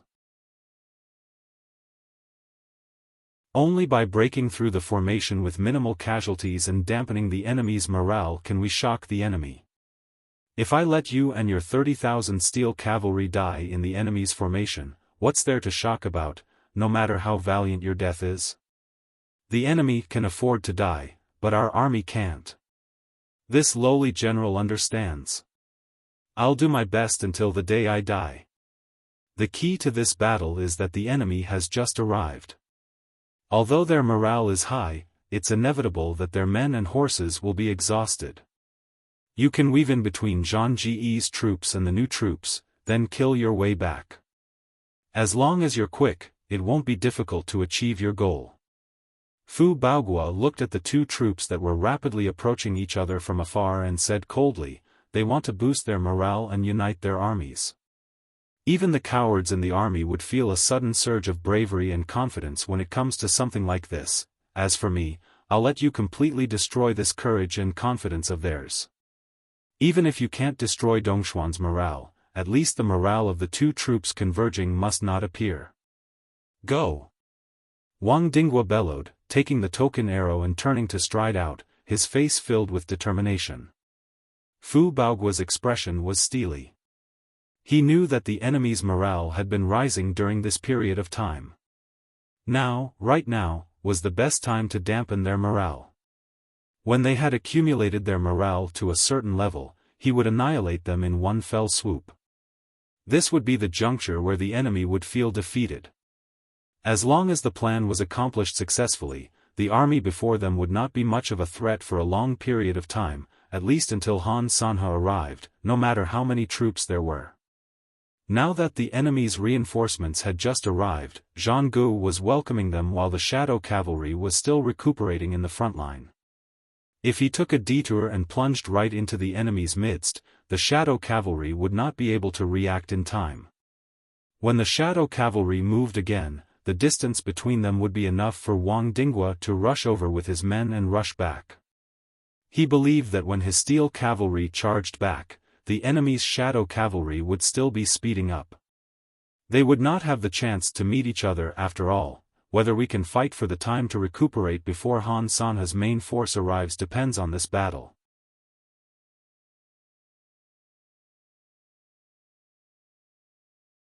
Chapter 453.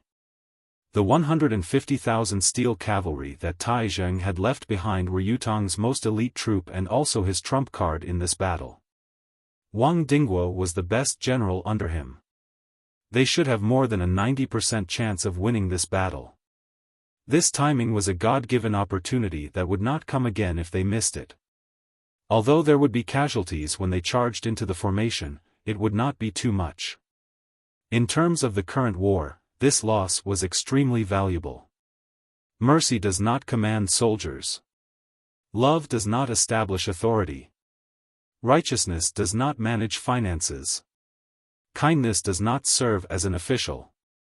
Baogua, mercy does not command soldiers, this is the first. Why?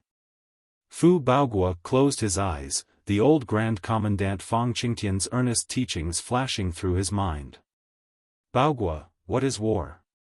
War, to both empires, is a battle of manpower, military force, material resources, financial resources, and perseverance.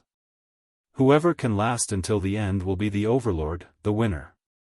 However, to the marshal, war is a battle of casualties, exhaustion, and lives. It's a battle of who can last the longest. Whoever survives in the end will be the winner. You must remember that there is only victory and defeat on the battlefield.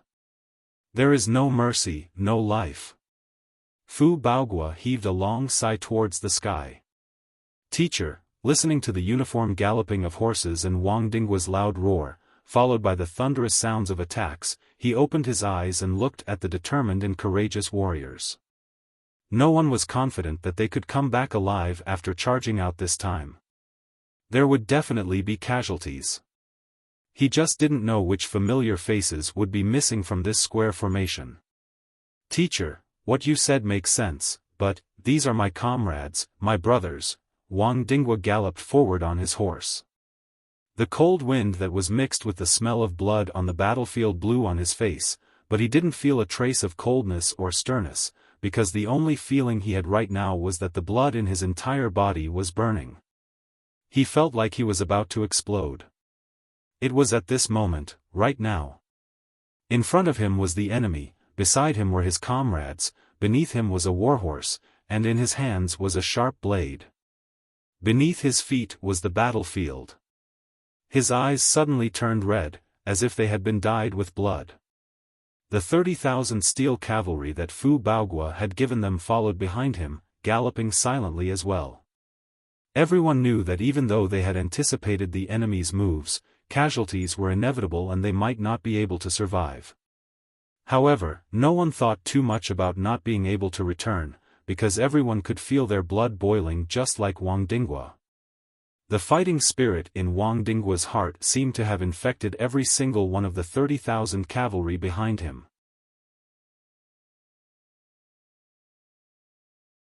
Wang Dingwa's voice seemed to suddenly appear in the middle of winter like a thunderclap in the clear sky, abruptly resounding in the air. "Brothers!" Wang Dingwa's voice was hoarse and high-pitched, like a thunderclap. The 30,000 men from the steel cavalry hollered in unison, "Here! We are Yutong Steel Cavalry!" Wang Dingwa roared. "Unrivaled!" The 30,000 men from the steel cavalry replied in unison. "We were born here. Born here. We grew up here. We grew up here. This is our land. Our land. This is the land we swore to defend with our lives. The land we swore to defend with our lives. Defend with our lives. Defend with our lives." Wave after wave of voices rose higher and higher, becoming louder and louder. The morale of the 30,000 men from the steel cavalry had already reached its peak. Now, with Wang Dingwa's thunderous roar, they felt like they had broken through their limits again. They were so excited that they were about to explode. "The enemy is in front of us." Wang Dingwa's pupils seemed to be dilating. His blood was coursing through his veins. "Enemy!" The 30,000 men roared in unison. "Comrades are beside us. Comrades! Home is behind us. Home!" The sound waves in the surroundings became louder and louder. The momentum was unstoppable, and it surged powerfully in the sky above the icy battlefield. It was like thunder exploding in the sky over and over again. It was deafening and soul-stirring. "For our parents." In Wang Dingwa's eyes, he could already see the two armies that were converging. They had split up their men and were mobilizing urgently to face him, intending to stop his charge. He raised his hand slowly, the 17-foot-long steel blade in his hand glowing brightly. "Parents!" The 30,000 men from the steel cavalry raised their weapons at the same time, pointing their blades forward. "For our children! Children! For our women! Women!" Their voices grew louder and louder until they turned into thunder that shook one to the core. Yutong Steel Cavalry could no longer hold back the blood that was gushing out of their hearts. They howled into the sky, their auras like raging lions as they charged down the mountain. The arrows in front of them rained down like a storm, raining down on their heads. "Kill!" Wang Dingwa swung his saber and leaped with his steed, charging into the rain of arrows like a black comet and into the enemy's formation. Almost at the same time, a rain of blood sprayed into the air. This battle was destined to be a legendary epic forged by steel and blood. Wang Dingwa, who was at the forefront, was like a red-hot blade that was plunged into the icy cold cream on the other side. "Kill!" Behind him, the 30,000 men from the steel cavalry roared in unison, as if they were about to bellow the blood that was coursing through their hearts.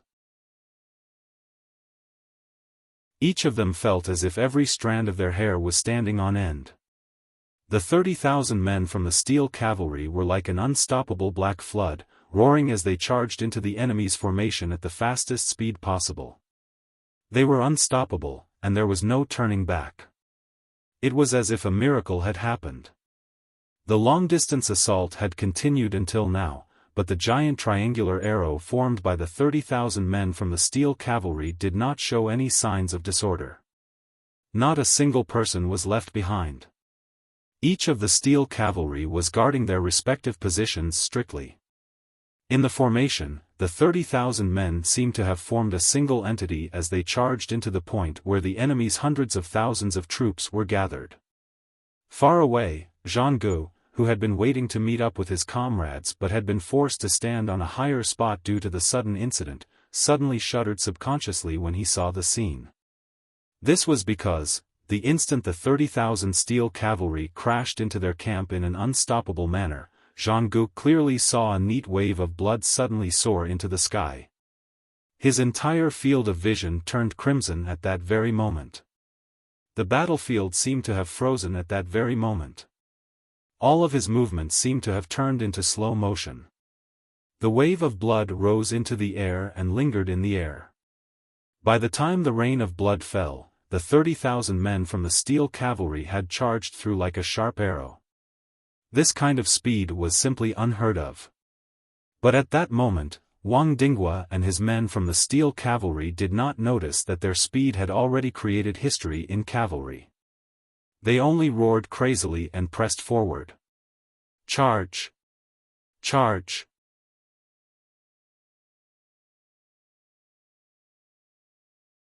Chapter 454.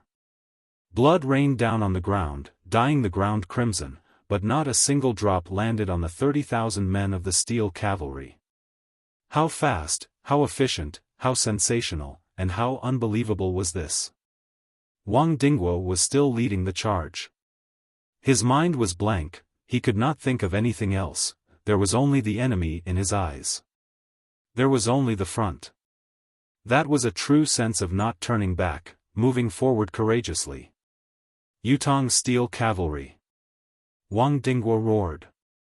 He was still leaning forward to conserve his horse's energy, but the saber in his hand had already turned into a ray of light. Pu, pu, pu. 40 to 50 heads flew into the sky in succession. There were also more than 10 severed upper bodies that fell in all directions. Perfectly round pillars of blood shot up into the sky. By the time the corpses fell to the ground, Wang Dinghua and his steed had already charged at least 1,000 feet ahead of them. He was so fast, so unstoppable, so unstoppable. Unrivaled in the world. The 30,000 men behind him roared along with Wang Dinghua's roar. 30,000 men of the steel cavalry followed Wang Dinghua like a torrential flood, charging forward without any interruption. 30,000 men were like one man. This was definitely a highlight in the history of cavalry warfare. Kill! Wang Dinghua's voice was gradually turning hoarse. He had obviously shouted too much, but his aura did not diminish. Instead, it increased. Kill! Kill! Kill! The steel cavalry roared. 10,000 men pointed forward, another 10,000 to the left, and another 10,000 to the right. They continued to charge forward without a hint of panic. With a loud clang, an enemy general in front of Wang Dinghua was knocked back 30 feet along with his horse. Both man and horse bled from their orifices as they looked at Wang Dinghua in despair. However, Wang Dinghua did not even spare them a glance as he galloped away in a cloud of dust. He had risked his life to intercept them, but they didn't even have the qualifications to look at him. The enemy general was dead. Even as he breathed his last, he died with a grievance. Woo-woo! The sound of a special horn could be heard. Wang Dinghua knew in his heart that the enemy was mobilizing their archers, gathering a large number of archers to focus on sniping and killing. However, Wang Dinghua really didn't care about anything. There was only one belief in his heart. Pierce! Wang Dinghua once again roared to the sky. Leading the 30,000 cavalrymen, he charged forward in a straight line amidst the converging army of the enemy. Wherever he passed, men and horses were thrown off their feet, heads rolled, limbs flew, and blood flowed like a stream. The aura sent chills down the spines of all the Dongxian soldiers who were fighting Yutong's steel cavalry. His heart was filled with a chill that was much worse than the midwinter snow that his body had to endure. Was he still human? With another loud clang, Wang Dinghua split the 3 Dongxian soldiers in front of him into 6 pieces. Suddenly, he felt an inexplicable sense of relief as his vision cleared up. He had already broken through the enemy's rear formation. The first half of the chisel tactic was completed. Success! Wang Dinghua did not turn back with his horse. Instead, he maintained his forward speed and galloped for about 20,000 feet before he turned his horse around and made a half circle. In front of his saber was still Dongxuan's formation. The galloping was still thunderous, the entire troop was still orderly. The 30,000 steel cavalry followed Wang Dinghua in a half circle, almost unscathed, facing Dongxuan's troop head-on, drenched in blood. Every single one of them had blood dripping down from their bodies, armor, and heads. Each of them was dyed red, blood red. It was as if tens of thousands of death gods had suddenly descended to the mortal world. The fiendish aura that was condensed by this team of assassins was not only daunting, it was simply terrifying to the point that one's heart and soul would scatter with just a glance. Wang Dinghua did not stop. With a loud roar, he launched the second wave of chisel tactic. Yutong steel cavalry. Charge back with me. Charge back. Behind him, all the steel cavalry bellowed in unison as before. Their legs clamped on their horses' abdomens and their bodies left the saddle, stretching forward to their limits. Each of them howled like they were possessed by demons as they raised their weapons and followed behind Wang Dinghua. After charging for 2 breaths, the neat formation turned into a black whirlwind and a black arrow once more. It was still unstoppable and unstoppable. Dongxian brat! Who dares fight your father? Wang Dinghua felt his blood burning to its limit, his blood vessels expanding like never before as he roared into the sky. Together with his horse, he charged into Dongxuan's formation once more. At this moment, even if all the pinnacle experts in the world were to intercept him, Wang Dinghua would still dare to fight without hesitation. The accumulation of his aura at this moment had truly risen to a level of invincibility. At the very least, his aura was unquestionable and impeccable. Fight! Fight! Fight! The tens of thousands of steel cavalry behind Wang Dinghua roared similarly, their blood vessels expanding as they charged into the enemy's formation.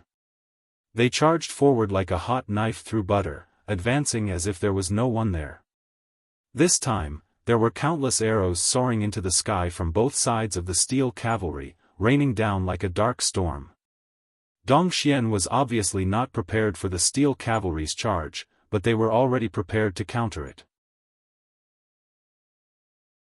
The dense rain of arrows from both sides was the best counterattack they could come up with at the moment. However, the current best and most targeted counterattack strategy might not be able to produce immediate results and be effective. The steel cavalry was fully armored. As long as they were not unlucky enough to be shot in the face, they would be fine. Even against the rain of arrows, the tens of thousands of steel cavalry continued to press forward. Wherever they passed, it was still the same as before, men and horses were thrown off their feet.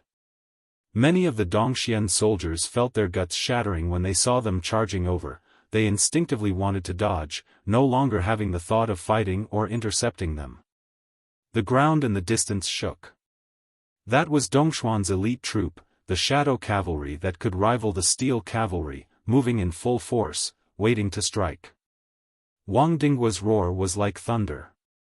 Standing at the forefront, he was practically shaking the enemy's formation single-handedly, but no one could stop him, not even for a second, a snap of a finger, a split second. Wherever he passed, he only needed to swing his saber and he would be unimpeded. The horn sounded tragically in the enemy's formation. It was the order to fight to the death, the activation of the battle strategy. It was obvious that Dongxuan's main general had the intention to kill the 30,000 steel cavalry. He wanted to bury all 30,000 of them here. When such a military order was given, every soldier in Dongxuan's army would turn into a sacrificial warrior at once. Those who did not charge forward would be punished by military law, beheading on the spot. The battle grew more intense because of that. The steel cavalry continued to charge forward in a frenzy like a thunderstorm, but the enemy's counterattack suddenly became unusually fierce as well. Extreme against extreme, the consequences were extremely devastating. Many of the steel cavalry were pushed off their steeds by Dongxuan's warriors who suddenly pounced on them. Falling off their steeds abruptly, both of them were trampled into meat paste by the people around them, but their steeds continued to follow the formation, charging forward with their original momentum. Yutong's steel cavalry was unmoved by the sacrifice of their comrades and the fall of their steeds. Their eyes were only focused forward. Charge! Kill! In such a battle atmosphere, falling off one's steed was equivalent to being consigned to eternal damnation. No expert, no master could save the fallen from their steeds from such a battle. Kill! Kill!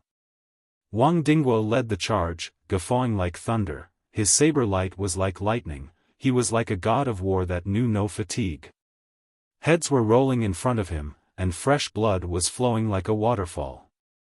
Behind him, his comrades were constantly falling off their horses.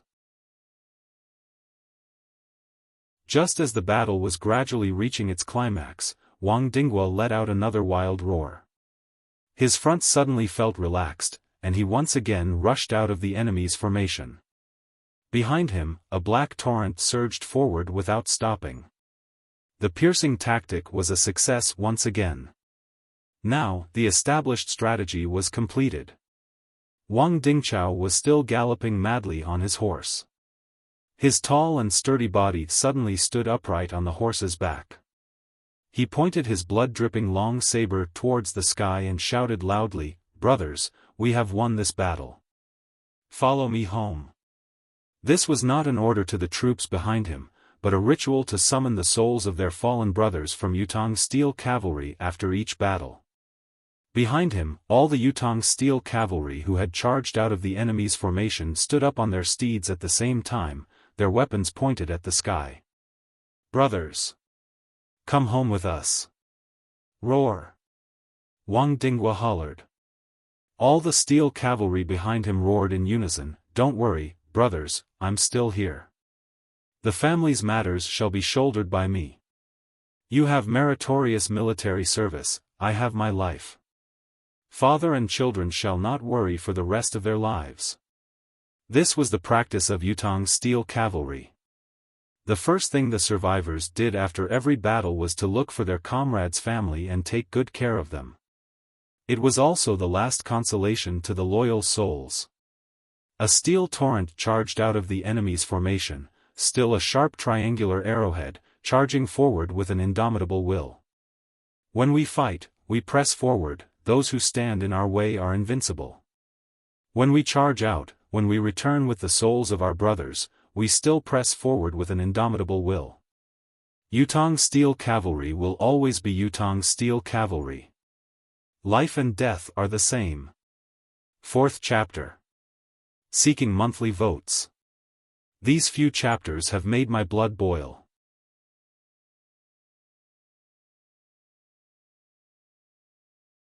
Chapter 455. Yutong's steel cavalry roared as they galloped away, returning victorious. It was a pity that it was not a complete victory. It would only be a complete victory if none of the 30,000 men from the steel cavalry were killed. However, that was only a fantasy in novels. In a real battle, how could none of them be killed when 30,000 men charged? Behind the 30,000 steel cavalry galloped away was the messy Dongxian military camp. The trail of blood was still open, a ghastly sight to behold.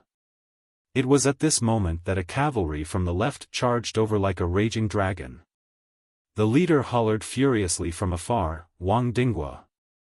Stay and fight me if you have the guts." Wang Dinghua could not help guffawing when he heard the challenge. Suddenly, he roared into the sky, "Yutong's steel cavalry!" Behind him, all his comrades guffawed at the same time. Unrivaled in the world. Wang Dinghua did not slow down at all as he led the charge towards his own military camp, roaring, "Dongxuan's shadow cavalry! Just bullsh *t. Dongxuan's shadow cavalry is just bullsh *t." The steel cavalry behind him galloped away, guffawing. "The next time we meet, I'll take your head." Wang Dinghua guffawed. "Grandpa is tired today, I won't keep you company." Ha ha ha. Amidst the maniacal laughter, Yutong's steel cavalry charged back like a torrent. The Dongxian shadow cavalry who had rushed over almost spat blood when they heard the string of words. They were only 10 breaths away from stopping the enemy. Each of the shadow cavalry's warhorses had almost broken their legs from running to catch up to Yutong's steel cavalry, but they were still a short distance away, unable to stop the enemy. In the end, they could only watch the enemy gallop away like an arrow released from a bow. They had even brushed past each other. They were fuming with rage, but there was no place for them to vent it. Poof! The leader of Dongxuan's shadow cavalry slammed the spear in his hand onto the ground in front of him, causing a large piece of ground to fly up as he cursed, "Wang Dinghua! I must kill you." With a wave of his hand, he ordered, "Go back." Witnessing the steel cavalry's charge like a gust of wind and retreat like a torrent, his gaze was filled with awe. The valiance of the steel cavalry was so uniform that it had reached a horrifying level. How could such a strong army be destroyed? Fu Baogua. As expected of a famous marshal of a generation. Attacking at this time was obvious. However, he had done it. Zhang Gu looked at the generals and Dongxian soldiers around him. Everyone's faces were filled with rage and humiliation, but it was undeniable that there was still a faint trace of fear on everyone's faces. There was a deep sense of shock at the bottom of everyone's eyes. The high morale and confidence of victory that had been built up because of Fu Baogua's cowardice and passive defense, as well as the jubilation from the reunion of the two armies, had vanished without a trace. The biggest loss of this battle was that their high morale had been ruthlessly smashed back into the dust by the enemy. Zhang Gu understood that it would be difficult to raise their morale within a short period of time. In other words, before Marshal Han Sanhe's main force arrived, Dongxuan's army would be exhausted. It was not that they were powerless to fight, but they had lost the drive that they should have.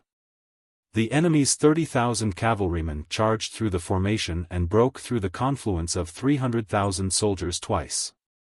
After killing them, they swaggered away. The enemy's morale was so high because of this that it could be ignited. If he were to attack now, there was a high chance that Fu Baogua would deploy all his troops to fight him. However, one side's morale was low, while the other side's fighting spirit was high.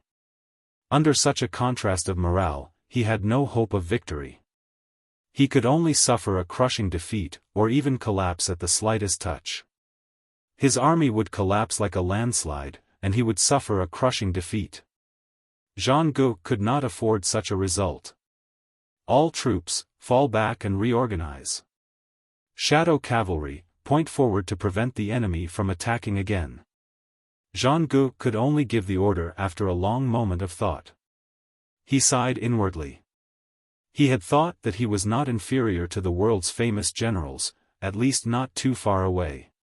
He had even belittled Fu Baogua's defense earlier, thinking that the other was merely so and that he was undeserving of being called the top of Yutong's younger generation. Today, however, he had been taught a bloody lesson by Fu Baogua, whom he had looked down on. Indeed, those who could rank at the top of the ranking of famous generals were not to be trifled with. The top of Yutong's younger generation, one of Yutong's 3 military bosses, Fang Qingtian's appointed successor, lived up to his reputation. Such a grasp of the battle opportunity, such a swift and decisive method, such an unexpected tactic, it's indeed sharp and impressive. Zhang Ji's eyes glowed with fighting spirit as he murmured, but no matter how good you, Fu Baogua, are, you're definitely not teacher's opponent. His teacher, Han Sanhe, was the continent's top general. However, Zhang Gu did not realize that he had forever lost the right to compete with Fu Baogua on the battlefield when he thought so. Wang Dinghua spurred his horse forward like a sharp arrow, charging to the front of Yutong's army. Fu Baogua was already standing at the door. His arms were behind his back, his expression calm. Looking at his expression, it was as if Wang Dinghua had only contributed a little in this battle and was not worthy of praise at all. It was nothing like the meritorious deed he had mentioned earlier. In spite of this, the slight trembling of his hands behind his back had long betrayed him, expressing his true feelings at the moment. Fu Baogua was also sweating profusely about this battle. Even if the success rate of this battle was already 90% and his previous actions had confused the enemy's general, causing them to underestimate him, indirectly contributing to the success of this battle, there was still a great risk involved. What if the enemy's general did not fall for it?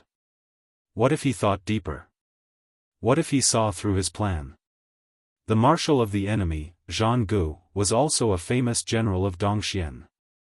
He was almost the top person in Dongxuan's military after Han Sanhe. His reputation was well known as well. If Zhang Gu had seen through Yun Yang's intentions, he only needed to conceal the Dongxian shadow cavalry behind where the two armies converged and wait for the steel cavalry to attack, intercepting them head-on. Then, all 30,000 steel cavalry would be annihilated without a doubt. Fortunately, they had finally won this battle. Their mission was a success. The steel cavalry came like a gust of wind, stopping neatly in front of the army with a long horn. Wang Baogua turned his horse around and hollered sternly, "Steel cavalry. Count the men." He leaned forward slightly. The casualties of the 30,000 steel cavalry had been counted. Wang Baogua turned to face Fu Baogua. "Marshal. This general has given the order. We've pierced through the enemy twice in this battle. 30,000 steel cavalry, but there are still 27,352 men left." Although his voice was heroic, there was an indescribable hoarseness in it. It was only now that the sorrow surged up like a tidal wave. The 27,352 men behind him sat unmoving on their horses like javelins, but their eyes were glistening with tears. 30,000 men had attacked the enemy's two armies, a total of 300,000 men, but they had only lost 2,648 men. It was less than 11%, it was a glorious victory. However, the steel cavalry brothers' hearts were heavy at this moment. More than 2,000 brothers who had been with them day and night, who had been so close to them, had been buried in the battlefield, not even their bones were left.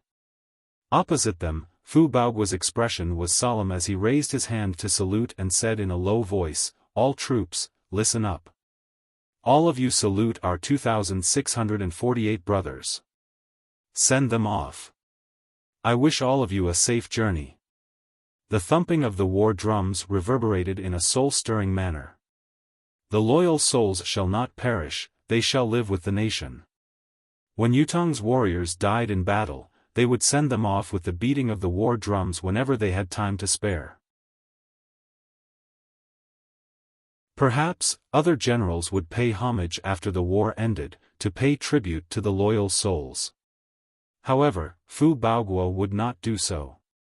The first thing he did after each battle was to send off the warriors who had died in battle.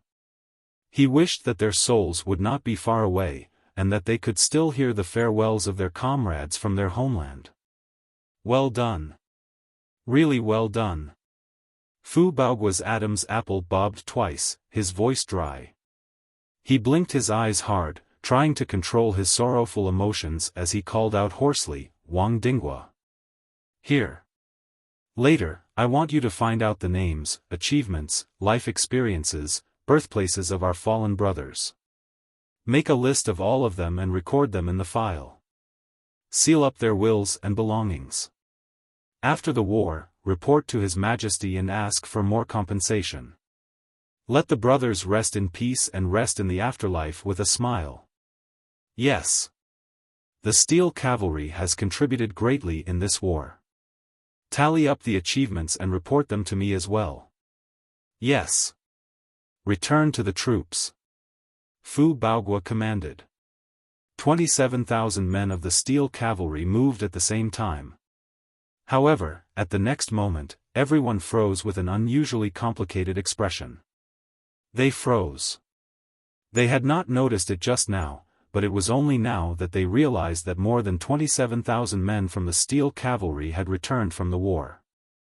This was not wrong. In spite of this, there were more than 29,000 warhorses that had returned. In other words, there were still about 2,000 ownerless warhorses in the formation. Each of them stood where they were, bewildered and helpless. You're tuning into the Xiaofan's Wuxia Tales YouTube channel.